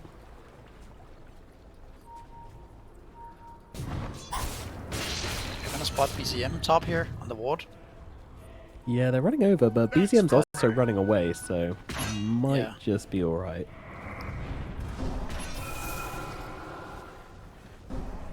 Let's see, are they gonna guess that he's taking these? No, they're nowhere nearby.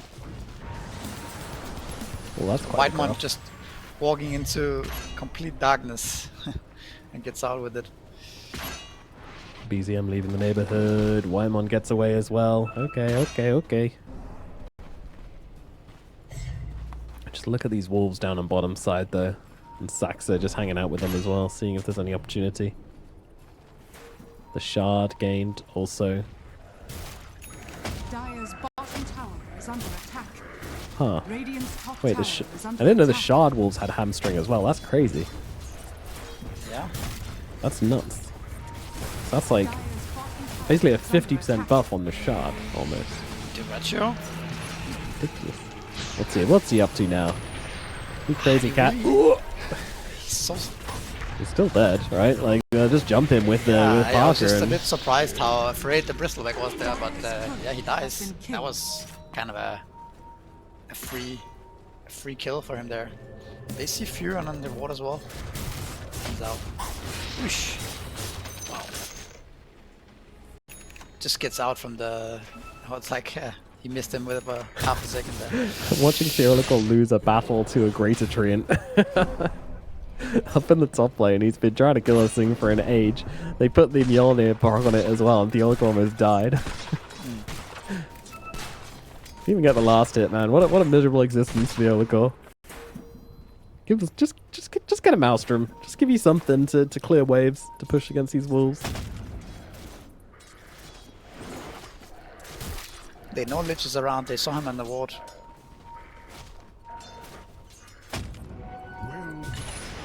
There you go. Job finished. Theological's gone. Whitemon jumps in, gets the kill with the Blink Dagger. Dyrachyo! Oh, he's coming on this one. I don't know if that's a good idea. TP's out immediately to his Shadow Steps. Ooh, Whitemon! Oh, he gets caught. X and he finds him TPing in the trees, and that's going to be a death for Whitemon. It's kind of cool to consider that even the Lich has solo kill potential with the Horn and the Wolves. With this Blink Dagger build, right? And Chain Frost. So it's like all of their heroes has the potential to set something up on the map. And use the global spells.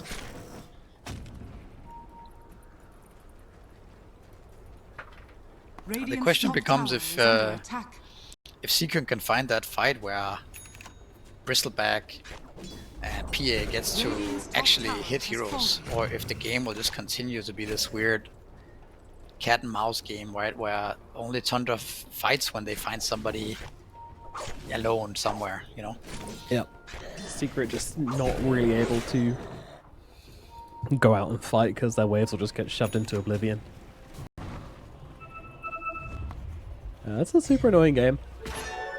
Well, we're seeing a bit of action here. I mean, this is also the flip side, is when Secret gets strong enough where they can just go with just 2 heroes and find stuff, then things are going to look a lot easier. And they view that time as now, and I'm not surprised. I mean, Parker has BKB, Sanjin Yasha, Satanic, Battle Fury, Power Treads, and almost a Butterfly, so the man is jacked. Radiant's top tower. Tundra definitely cannot fight head on. And they can never really fight Roshan either, I think. No. At some point, maybe when they get Aghanim's Scepter on Spectre, they can potentially do something, but it's gonna be a while. I mean, they're going aggressively here. You know, they really want to make use of this this PA double damage, but they're actually going aggressively onto the Phantom Assassin now. Phantom Assassin pops the BKB and just chases down Dyrachyo. Interesting moves here. All the while, by the way, their base is being shoved in the bottom side and cut on the top side as well, so BZM goes in pretty deep, pops a BKB. Where's the PA though? She's looking for a target as Whitemon is going to be the one to get dropped eventually. Does get off the Chain Frost and the Ice Spire. As over on the side, BZM try to fight up with the PA, but you can't let her close the gap. She pops a Satanic. Parker healing up from BZM. BZM just trying to get away, but won't be able to do so. The Hurricane Pike is not enough. And BZM will drop. 33 does get at least 1 kill from this. And to be honest, the base hasn't taken too much damage either. They were a bit focused on the fight here, Tundra. And because of that, they end up losing quite a lot. Yeah. I mean, you actually forced the BKB on PA. PA hitting the backdoor protection kind of just in frustration that they can't get anything done with this double damage. Yeah. Like, Parker is so strong and he can't fight any fight. And then it kind of makes Tundra... You know, the initial goal forcing the BKB was great, but then you see it again afterwards that they actually cannot fight him. He's just way too fat. And there was an opportunity there. Like, if BZM TP's bottom, like, I'm pretty sure... I don't know, but there's a decent chance he gets some serious damage dealt to the base. Like, bottom was low. It was completely on the high ground. This entire fight, the creeps were on the high ground the whole time, so... If he doesn't TP into the fight, though, then the Secret can just defend, right? Then there's not going to be a fight. Potentially, yeah. But Tundra. Well, you have a Butterfly and PA as well now. I think PA, Secret might look to go high ground here. PA is invincible right now. She really is, yeah. They need MKBs badly. Like, Furon is going Witchblade, which helps a little bit, but... Yeah. I don't think it's enough. I think you need MKB on Furion so you can actually kill him if you stun him. Like, had he had MKB last fight, then they could have clicked him down, right? Potentially. But yeah, there's a chance. he has 70% evasion right now. But Sax is being so annoying with these smoke screens. Yeah. Oh my goodness. Is under attack. Radiant's bottom tower has fallen. Sax are interesting going for the Aghanim Scepter after the diffuser. He's been building this for a very long time now. Still pretty far away. Yeah. Not sure how good this item is. Oh. Whitemon's just doing Whitemon things. Yeah, Lich finds a solo kill. I mean, it's quite funny with the Wrath of Nature, just giving them enough damage to blow these heroes up. I know BZM.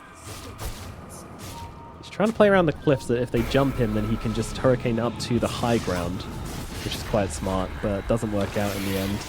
Although he's trying to hold his ground, just kill off the Olikor on the side. The Olikor doesn't get off the ultimate, so we'll get the kill. And now BZM just trying to get away here. It does do so! Oh my goodness! BZM playing on the precipice of death. Does get out. Wolves are going to be quickly dealt with in the middle lane. I say quickly. It takes fucking forever because of the high tail. Yeah, I mean, you have the PA having 70% evasion, right? But then you also have the smoke screen giving 75% evasion the other way. So nobody is actually able to hit each other. Even the wolves have 100% evasion when you use high tail Look at as the well. smoke screen. Okay, he barely can hit it from the Oh, range, he but finds it. He finds the pixel of safety. Now Alacrity out onto the Phantom Assassin, despite the frost shield, despite the smoke screens coming down. Again, now with the barracks, it's much easier to sidestep the smoke screen, but I mean, still, Parker is struggling. He doesn't want to stand that far forward, and now backdoor protection comes in. Oh my god, the wolves are cutting the wave. I'm sick, Misery. I'm absolutely sick. This is such a disgusting way to play the game, Tundra. yeah, for sure is. Come on, escort the creep wave. Here we go. Puppy, guardsman Puppy says, this way, creeps. Follow me. You got VIP access to this club. Yeah, but I Wolves think not allowed. the wave cutting ends here, right? Now you have a wave. Are fortified. That's a pretty early cliff. Maybe that was from base. So you are probably gonna lose one side here. Looks like it, yeah. The smoke screen can only do so much. Yeah. Although Duracho's coming in, he's poking, he's prodding. Here we go. Damage out Alright. onto the PA. Okay. She's gone. BKB is available though. And they have got the barracks. They've definitely got the barracks. BKB out from the Phantom Assassin. She's still just stuck inside those trees, so finally breaks out, gets back to her team. Yolika also forced out here. Secret trying to make a clean break for it. But in goes BZM, jumping very far forward here, looking for a sprout target. It's going to be Puppy, and they will take him down. It's 2 dead. That's Yolika and Puppy both taken out. Mixer. I mean, still, I think Secret don't mind. If they don't lose a core here, they're going to feel okay.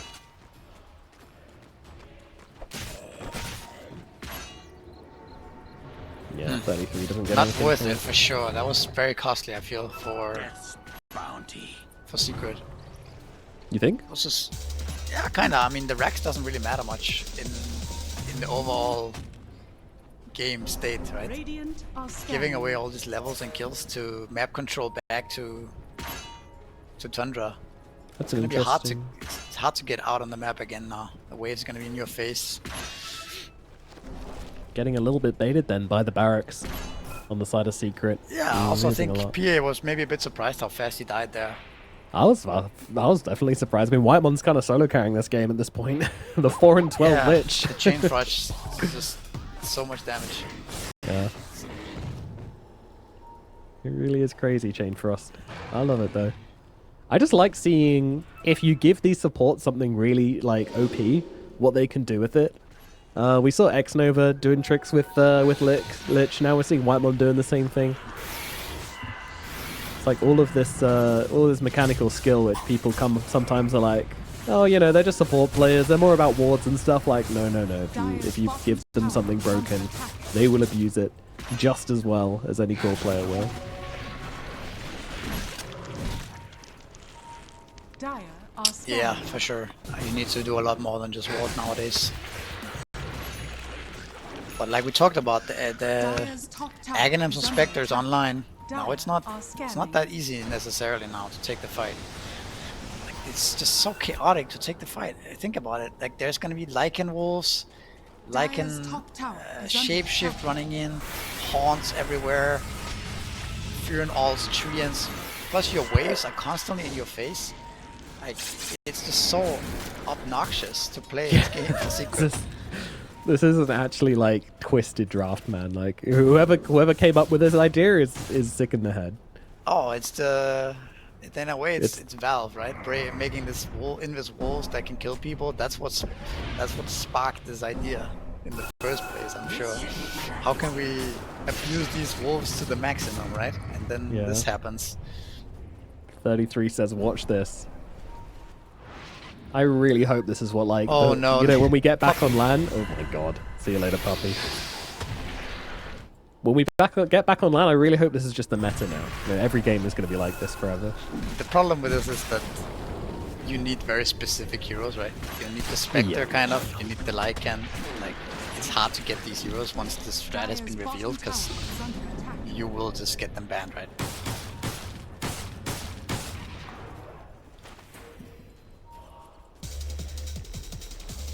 I guess one thing to note is that... Oh, Jesus. Oh my. Oh, God. I'm very, very glad. I saw the 25 and I thought, did Parker have triple stifling dagger? Did he just die with that dagger? But no, he didn't. Yeah, that was that was pretty close. Not fun to watch if you're a secret fan, though. I don't think any part of this game's been fun to watch as a secret fan.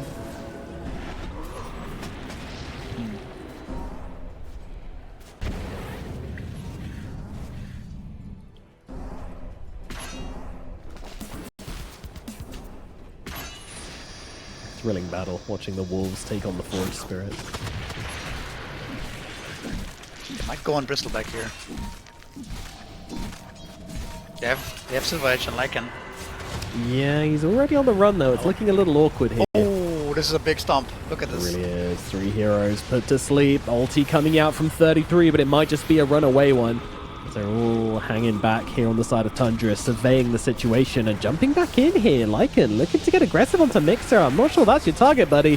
33 trying to run away. Sunstrike catches him. The damage is there. XNE kills him off. Moving on to Saxa now as well. He's got tricks in the tray. Jump across the creep wave as well. Saxa under the cover of darkness trying to run away.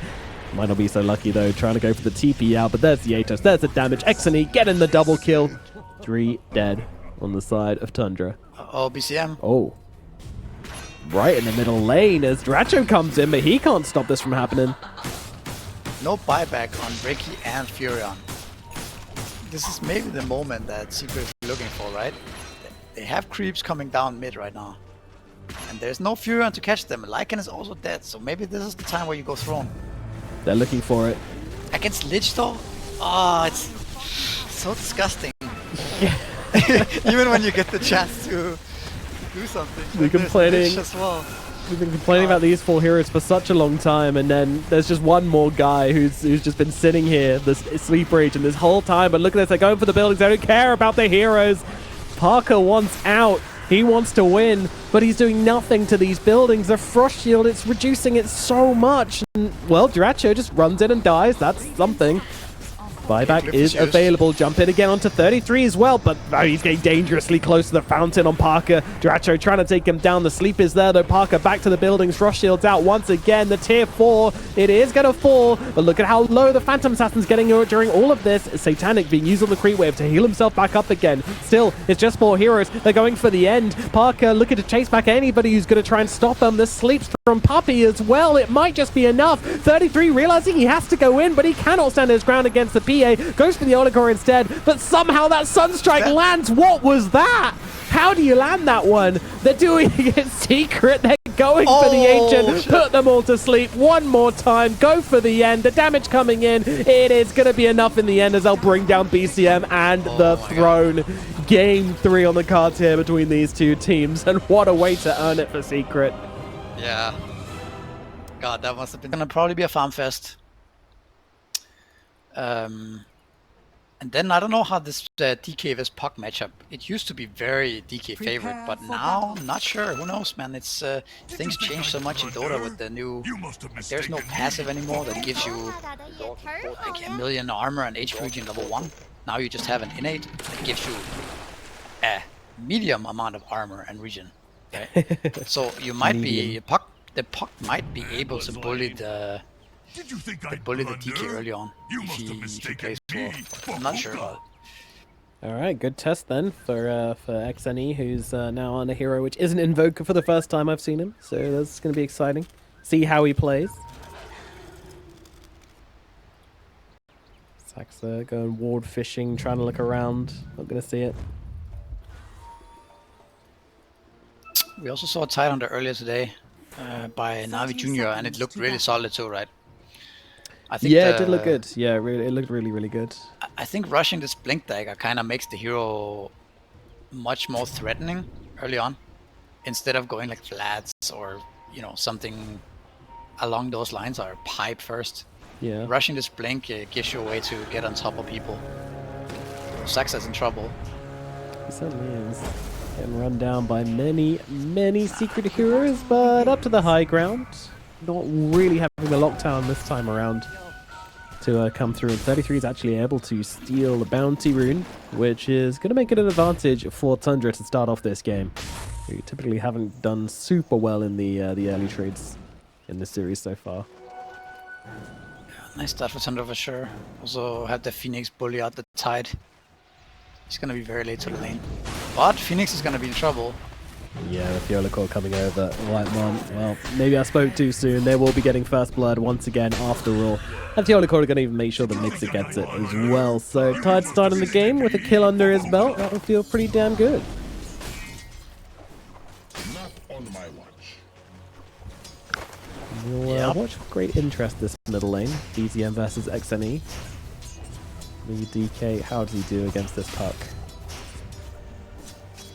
Of course, there is the also classic matchup answer of every time Puck goes to rotate. It's very unlikely that BZM will actually try and match him. He'll likely just shove the wave in super hard with Breathe Fire, Worm's Wrath, and pop another Dragon Form if he gets a chance to hit the tower. Yeah, that's another aspect of that matchup, right? Where before you had the Dragon Form with the poison that hit towers. But now you just have the clean, right? So your Dragon Form is not as powerful. Yeah, support's being traded up on the top side. Jirachi, though, getting off the stacks onto Mixer here, trying to finish the job. Probably won't be able to do so, though. Mixer under tower will be safe. The extra armor helping him out against that big old bonk. And it will be alright.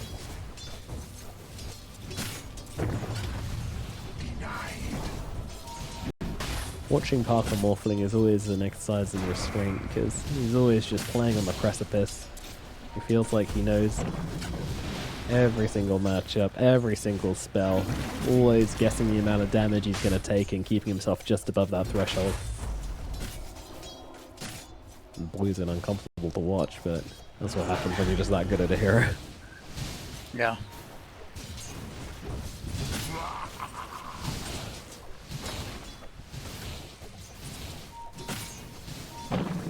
Who do you think the most unhinged level 30 hero players are?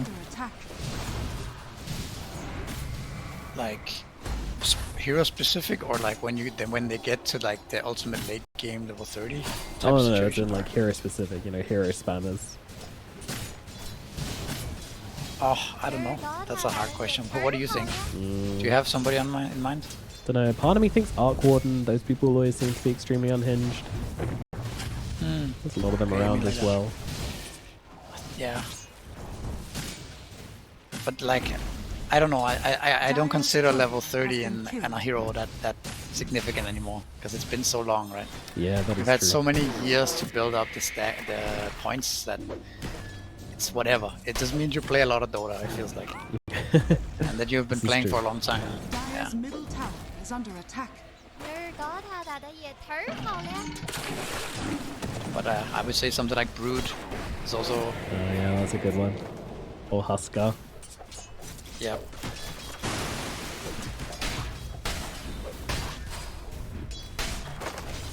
Very good start for Tundra, by the way.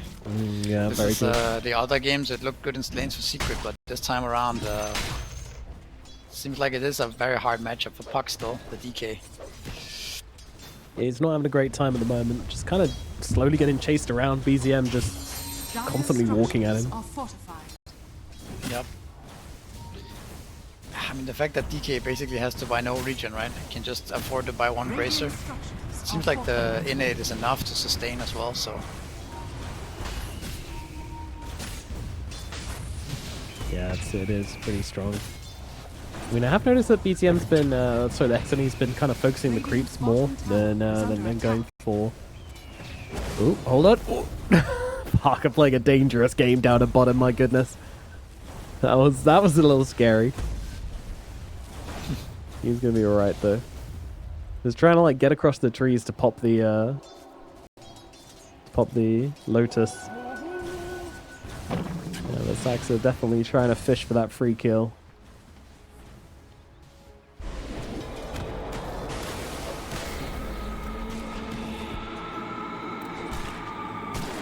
Curse these stupid guns. So coming up on that 5-minute mark in pretty clear advantage for Tundra in every single lane at the moment. Yep.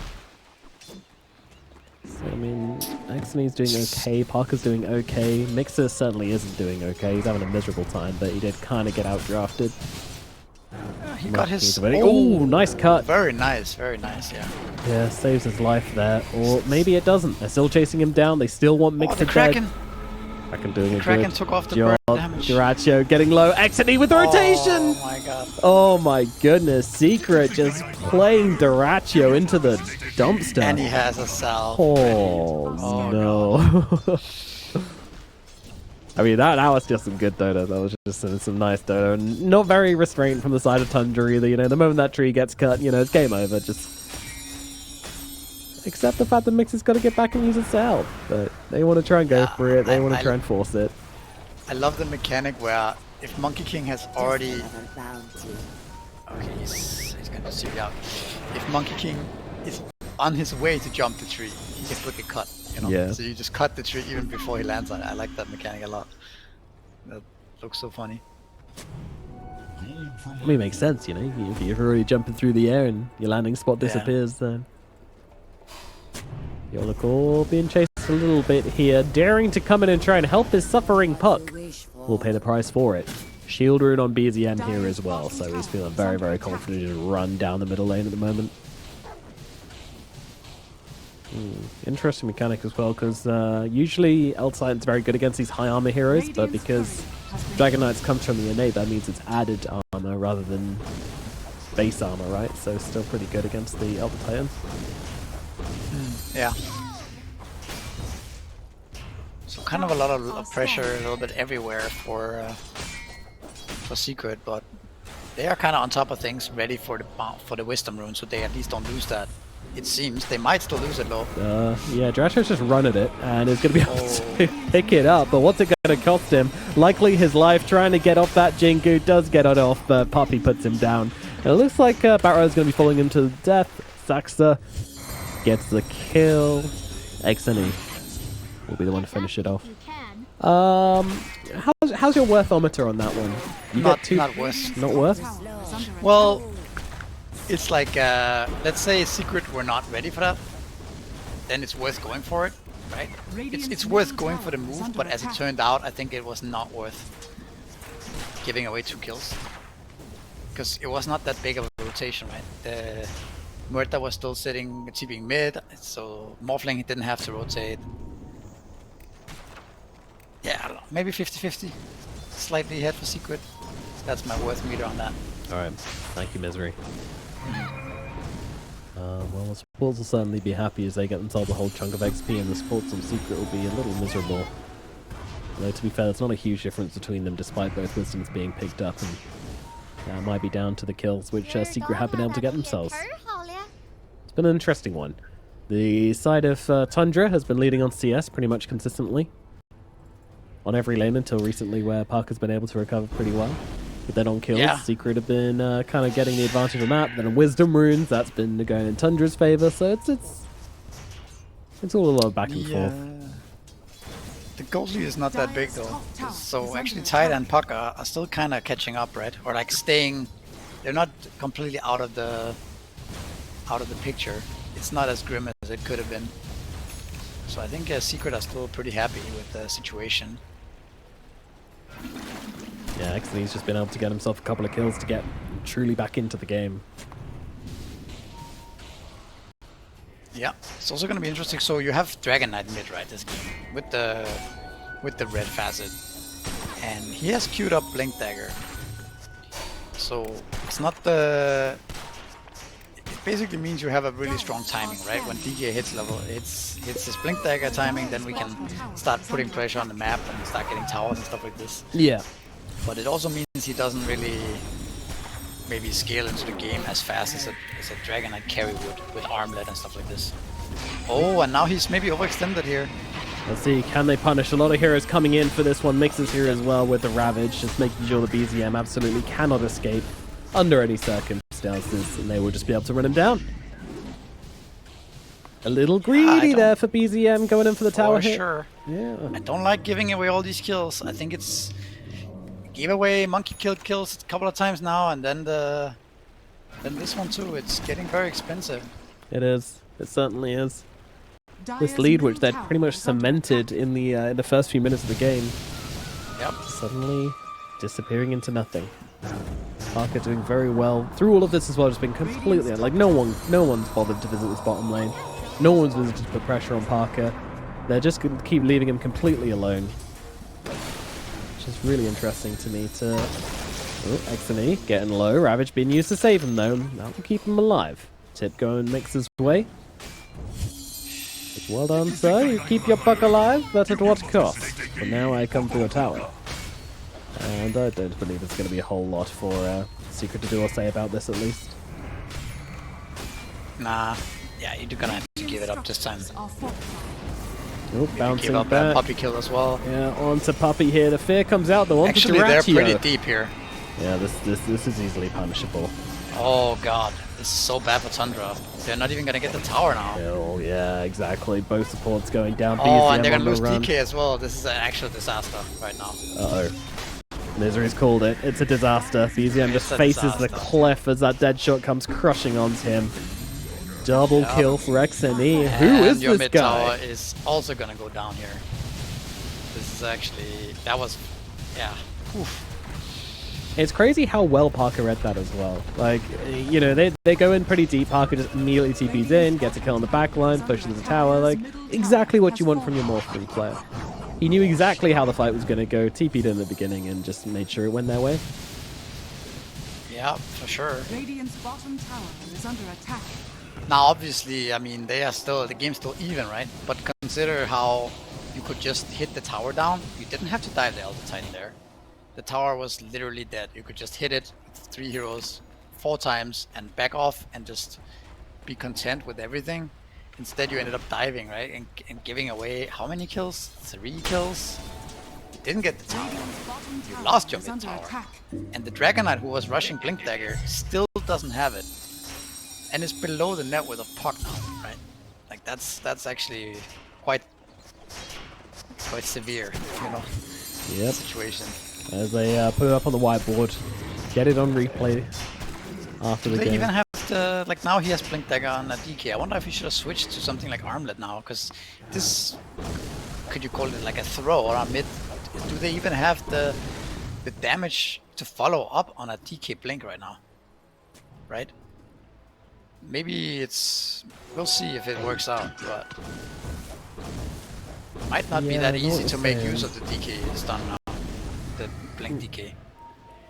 33 hasn't been involved in any of this, by the way. He's just been chilling at bottom, killing the wave when it comes in, when Parker's put it in. He's taken the tower whilst the fight was going on, but 33's just chilling, looking for Helm of the Dominator and whatever comes next. That will be your follow-up. Now 33 is actually gigantic. That's a guy we haven't really seen in this game, but he has just slowly been farming, and he has Helm of Overlord in 300 gold. And he's closing in on level 12 as well. So he's up there with Parker. Like, He's kind of the saving grace here for Tundra. If he was also part of that shenanigans in mid lane as well, dying, then yeah, I don't know. Yeah, then we may have had an issue, but not this time around. Yep, it's the 33 Beastmaster.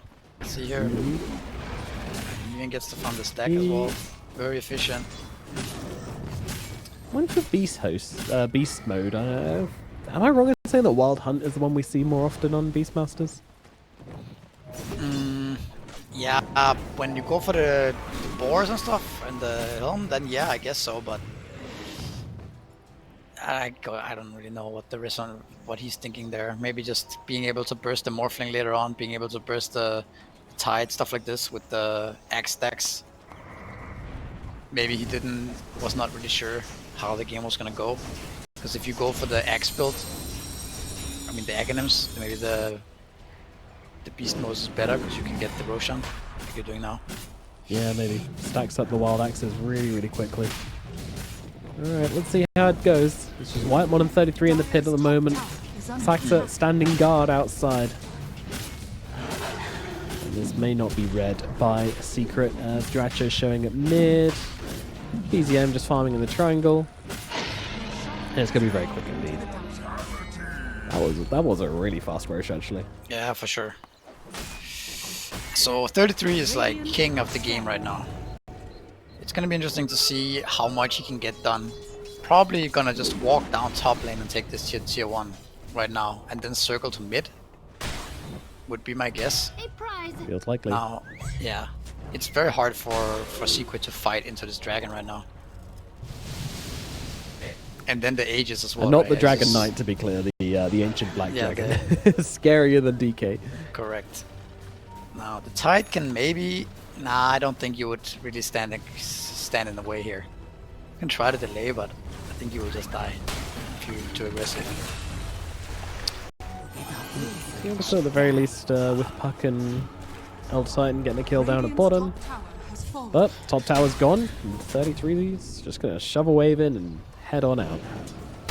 Yeah, mid tower is low. I think you should go grab that as well, and then you can start playing in between the lanes and like really put the tempo on Secret. Oh, DD. Parker gets it somehow.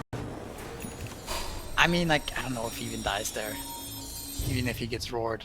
Maybe if he gets roared, Beast takes the DD, potentially, but... Yeah, even then, he doesn't have an Ags or anything. Like, the actual damage output doesn't really get increased by his Amplify damage that much, does it? He has 162 base damage, it's something. It is. It is Universal. something. But, I mean, now it also deters the Beast from going mid, I think, because of the DD. DK is gonna go down here. Certainly is. Let's be caught out. XNE gets the kill. DD up. Yeah, I think Finding someone with it. I mean, I noticed this Beastmaster is really strong and everything, but I feel like the Secret are just dictating this game the way they're playing. It feels like they have a much clearer understanding of... it's much easier for them to kind of just delay the game and take smart fights. They know that the later the game goes, the Parker Morphling with a Ravage behind him, Elder Titan behind him, he's not gonna lose this game. So they're just gonna feel really confident, relaxed. Another smoke here. Another fight's gonna come here probably. Yeah, you can feel that confidence as well, but here's a big one. 33 is in this engagement. Does he want to start the fight? Roar comes out, but Ravage to respond, and now it's a 5v1. That is not going to go your way. 33 chased up to the high ground and taken down along with his dragon. Aegis about to bring him back into a whole world of hurt. See you later, 33. I'm not sure what that was from Tundra, but they are punished badly. I don't know. They have like no timings now. Everything was thrown by all these random deaths and this mid tower dive, and it doesn't seem like they're playing as a team at all, right? Like 33 was doing his own stuff while they were diving mid. BCM is going blink, but they don't really have any follow-up damage. Like who are they even gonna kill in a DK stun? It has to be like monkey follow-up, right? But I don't know, it just seems like hard to execute. So I feel it feels like they're just a little bit disconnected. Very disconnected, yeah. Oh, here we go. Puck does get stunned. Mixer's pretty high on the front lines here as Whitemon now have to pop the ulti to survive through this. And they'll just back themselves away.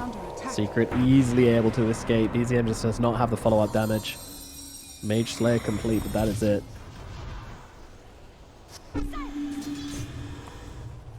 Yep.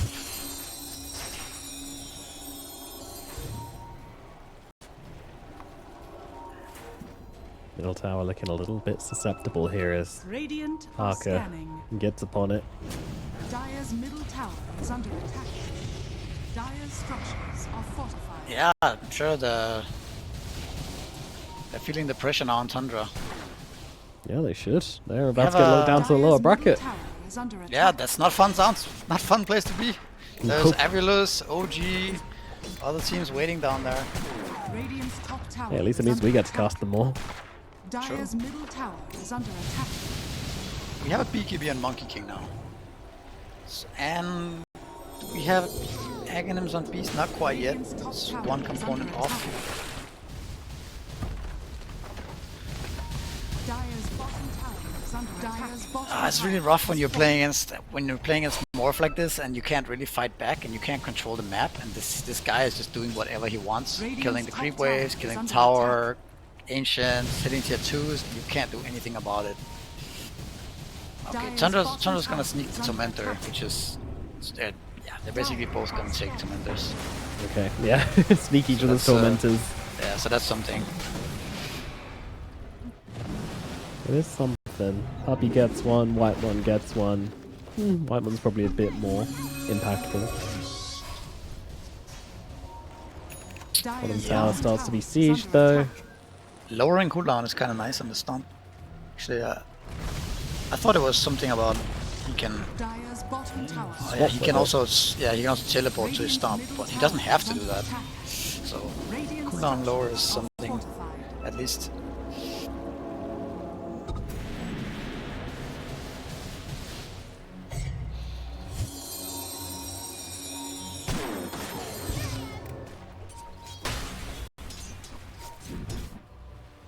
Oh, actually, something I just realized. The Morphling obviously go for Vlads, right? Yeah. The Tide also has Dire the. are scanning. He was also going for the Vlads, but changed his mind. Oh right. Having seen that the Morphling has one. Yeah. Yeah, I guess you don't usually expect your carry player to go for a Vladimir's offering, but with Morphling in the game, that is the rare exception to that rule. Bound. Very, very nice with the Laxion bonus damage.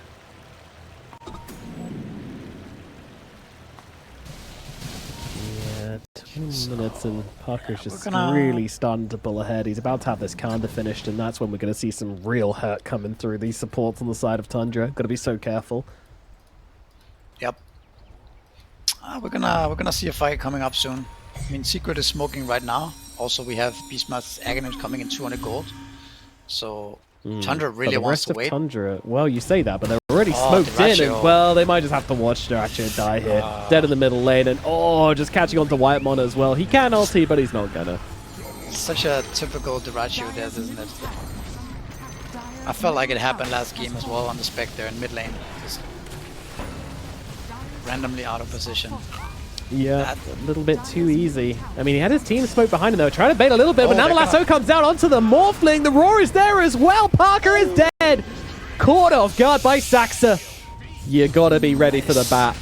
As now Mixer on the run as well. Tundra, they're looking for a little bit more. 33 trying to run him down. He's got his Aghanim Scepter, and they've killed off the Morphling. It feels like a free fight now for Tundra, even if they are missing two heroes. Mixer is dead. Theolicor running away on the sidelines. They're pinging out Puppy, but they might not find him. Theolicor TPing out.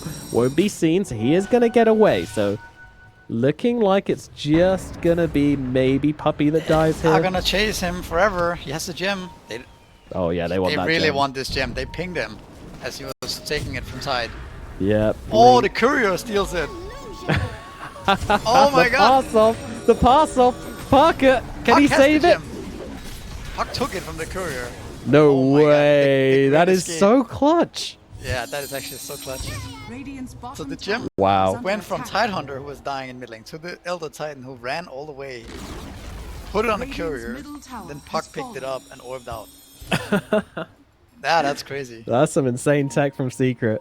Now they did How are they lose a lot playing of this well as stuff, a team? What is going on here? Like, I thought these guys were going to be so they- disconnected. but they know, like, they see Tundra and they're like, okay, they know that they have to play their best to beat Tundra, right? And they want to beat them badly. So. Yeah. But it's getting pretty costly though for Secret. All these deaths here, couriers and stuff. Another. That's getting sloppy. Another lasso. This time, though, Morphling does get off the strength, so he's going to be okay, at least for now. And inside that coil, it does kind of hurt. Saxa is gone. They'll look over towards Puppy as well. Puppy, he's got himself a Ghost Scepter to buy himself a little bit of time, but it's not much. And Parker, he's running out of health. He's got to get some strength coming in and fast. He does do so. Duracho trying to chase him down. BKB available from Duracho. Going to use it, but Parker, he's kind of just chilling at this point. He's got himself a lot of strength to work with and a waveform, but BZN trying to cut him off at the pass. He's running out of places to move to, Morphling. They want to get him down. Exony is behind, though. Okay. Now a buyback. Ravage now. Hold on, hold on, hold up. They get him. Parker's gone, and now these buybacks look very, very messy indeed. Mixer, he's just bought back, TP'd in, and possibly to his own demise. He's got a Ravage, and I don't know, do you use it here? I think you do. Puck comes in, trying to get a bit of damage off. The Olicor's in the neighborhood as well. They're going to try and fight without Parker, but that's not going to work for them. Mixer is gone. This is a What a complete disaster. mess, and Parker's disaster. well also going down. Oh my When- god, just think of the last 3 minutes. What happened? Duracho died in mid lane. Yeah, they were on the high Took ground. Complete feed. And then suddenly Morphling dies on the high ground to a lasso. And then the whole game just collapses from Secret. They have nothing going on right now, except for the Morphling still there with. But he's going Lincolns, and he's so far away. Oh my god, that is a crazy, crazy nosedive of a graph. They lost couriers, they lost towers, they lost all their heroes. They did buybacks. Oh, Yeah. painful sequence. It's just a cascade of events, really, like an avalanche, just That one was, thing compounding. Radiant's top tower is under Oh my god, it doesn't stop too. And I mean, they ended up losing the gem, I'm sure, in the end there. I'm sure at some point They it's got saved over the to gem side of somewhere, Tundra. but I don't know where it is now. 33 has it Beast now. has it, yeah. Yeah. I mean, Jeez. Saxa doing so much. I mean, this Batrider hero is absolutely insane, but Saxa is absolutely insane on it as well.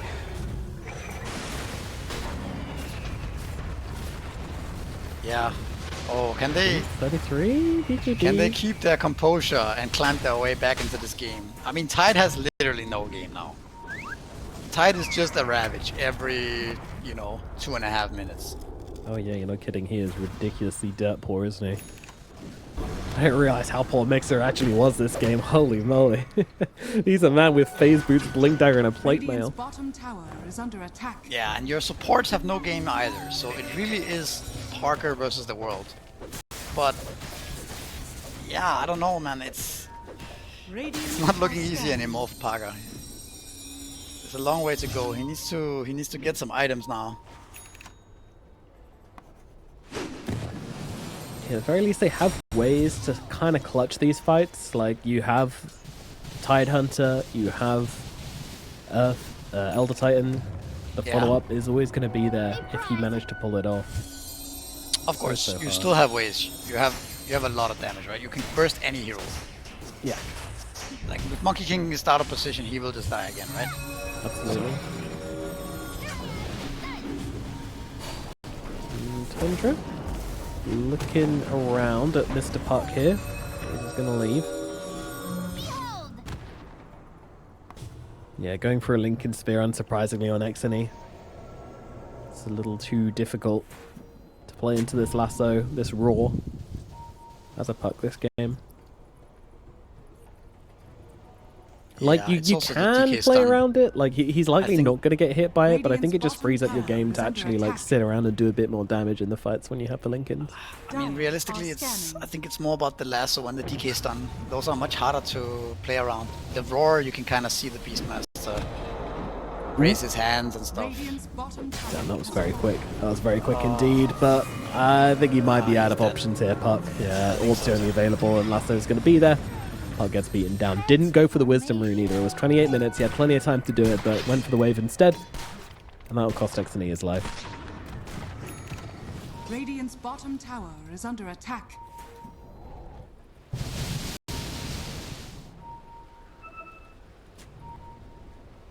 They're hunting Dyrachyo, but Yep.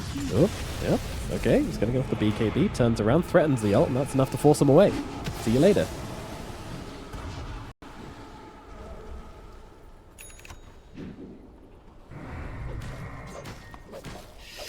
yeah. Beastmaster top net worth. I mean, they're so far ahead all of a sudden, Tundra. Yeah, it's not all of a sudden, it was over the course of like the past 10 minutes, but... Yeah, I don't know. I still can't believe that whole sequence with Dyrachyo dying ended up so bad for Secret. It reminds me of some of the times this has happened for Gaming Gladiators back in the day as well, right? Where this exact sequence happens to the enemy team. It's some kind of magical talent. Follows you around wherever you go. Yeah. They get overconfident, they get punished, Sax is there, and it really hurts. But, you know, we're seeing a bit of life coming out from Secret now. They're the ones smoked up. Let's see now, Dyrachyo. Can you get out of this? I mean, surely, if the history's anything to go by, it's good if he dies here, but... He has no BKB. Yeah, TP in the tree, they won't find him. Good jump away, no response coming out.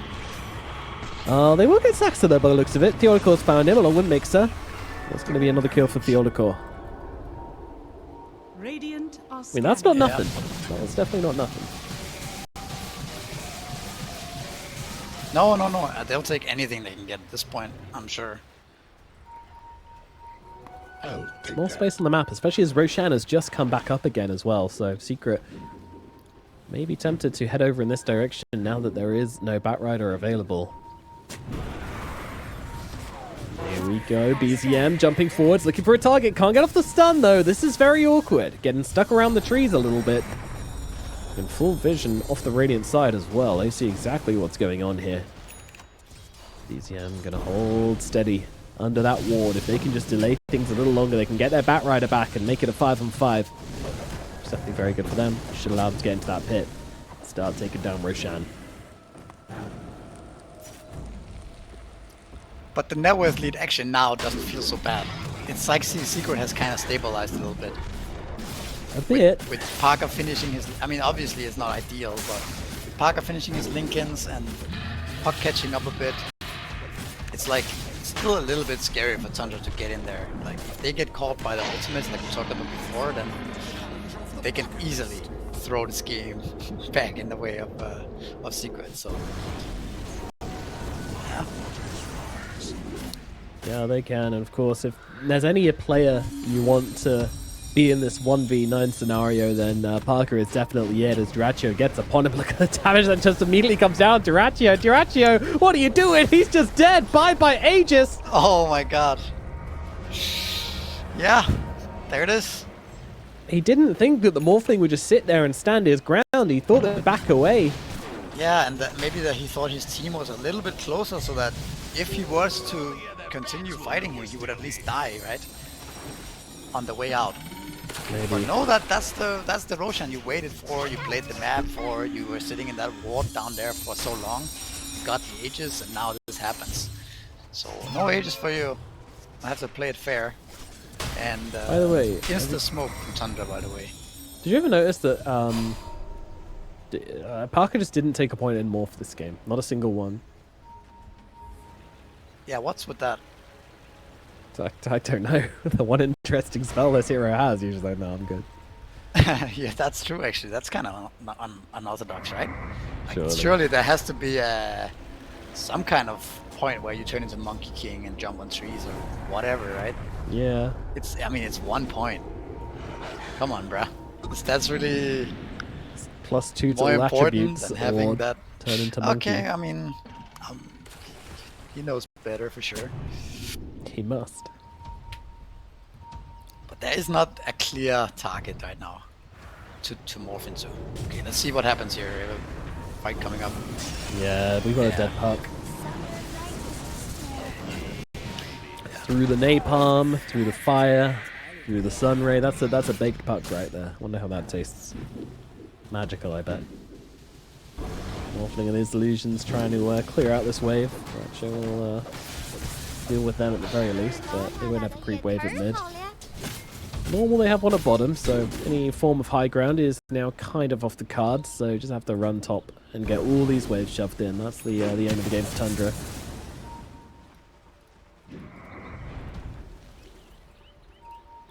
Dratcho, 1 and 3 this game. Has not really contributed a whole lot. Tried. Yeah. Didn't go his way. He was the reason they made the turnaround. Oh, it's true. Without yeah, his so dying right. in the mid lane, they would not have gone high ground. Then Morphling would have died, and then they wouldn't have lost the whole map plus the gem. So Yeah, you're right. Gotta respect the respect the hustle, respect the gameplay. It's an interesting build as well. The Aghanim Scepter, Sanjin Yasha, Maelstrom. This is just a little bit of everything. Quite survivable. Get a little bit of split push. The soldier's going to be a little bit annoying. Not much damage coming out of this Monkey King though. That has to be said.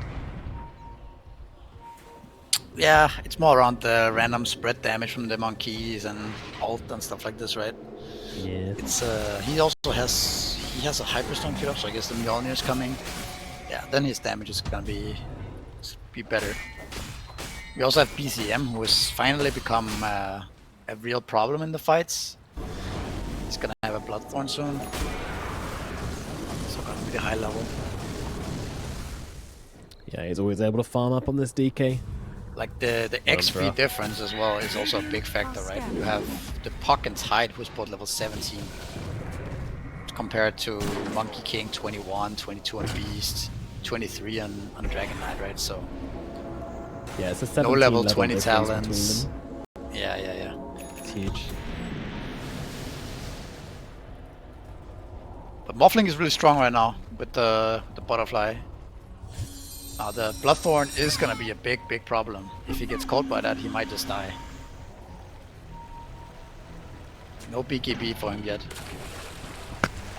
Yeah, you gotta be a little bit careful in this one. The Lincoln's only gonna help you out so much. Here we go. Tundra approaching the bottom side. Happy to let BZM lead the charge. With a very quick dragon with that solar crest upon him. But as the dragon form ends, he'll back himself away. Being stalked a little bit here by Puppy. He loves this deconstruction facet. You always see him playing with it, just trying to keep these astral spirits on people. Yeah. Makes sense, right? It's pretty good. It's something that you don't really notice in the fight if you're playing against it. Yeah, I think he himself is going to struggle to start to stack it off on people, but his obviously his spirit can very easily. Oh yeah. But he's not exactly going to be sitting in the fight trying to take people down.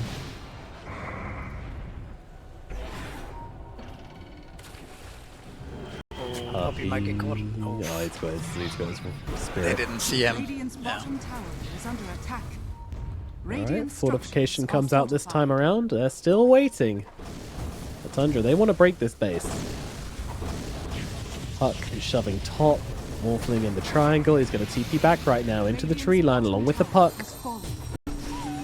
Puck immediately starts poking and prodding, seeing what's what.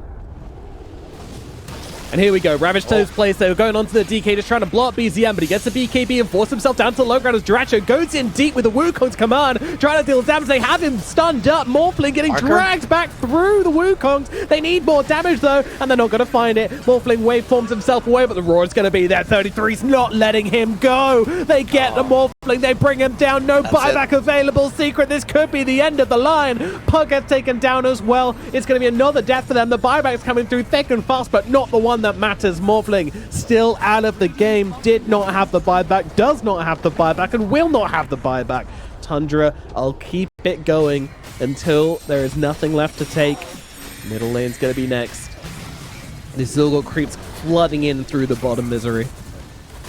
Yeah, it's looking rough now. Without Parker for 50 seconds, you're probably gonna face Megas, right? Looking like it, at the very least, 2 lanes as they start going aggressively. Once again, if you feed away more kills there, then it might just be the end. They have to get out, but Puppey will not escape. They're down to 3. Tundra, is it Megas or is it End? At the moment, it's looking like Megas. 33 looking to just finish this one off. Oh, never mind. They jump backwards and once again, just ready to jump at any point. And Mixers will be the one not to escape this time around. Saxa finds the puck. See ya later. X and him. Oh. He almost gets out, but they're ready for him. The burn, the axes, the damage comes through, and there's your GG coming out. Tundra, it was tricky, it took a while, it was definitely messy, but in the end, this absolute carnage series ends with Tundra taking the win. Look at that Dragon Knight go. Damn. He's Good happy. places to be. Oh, that was another fun game. What a great series.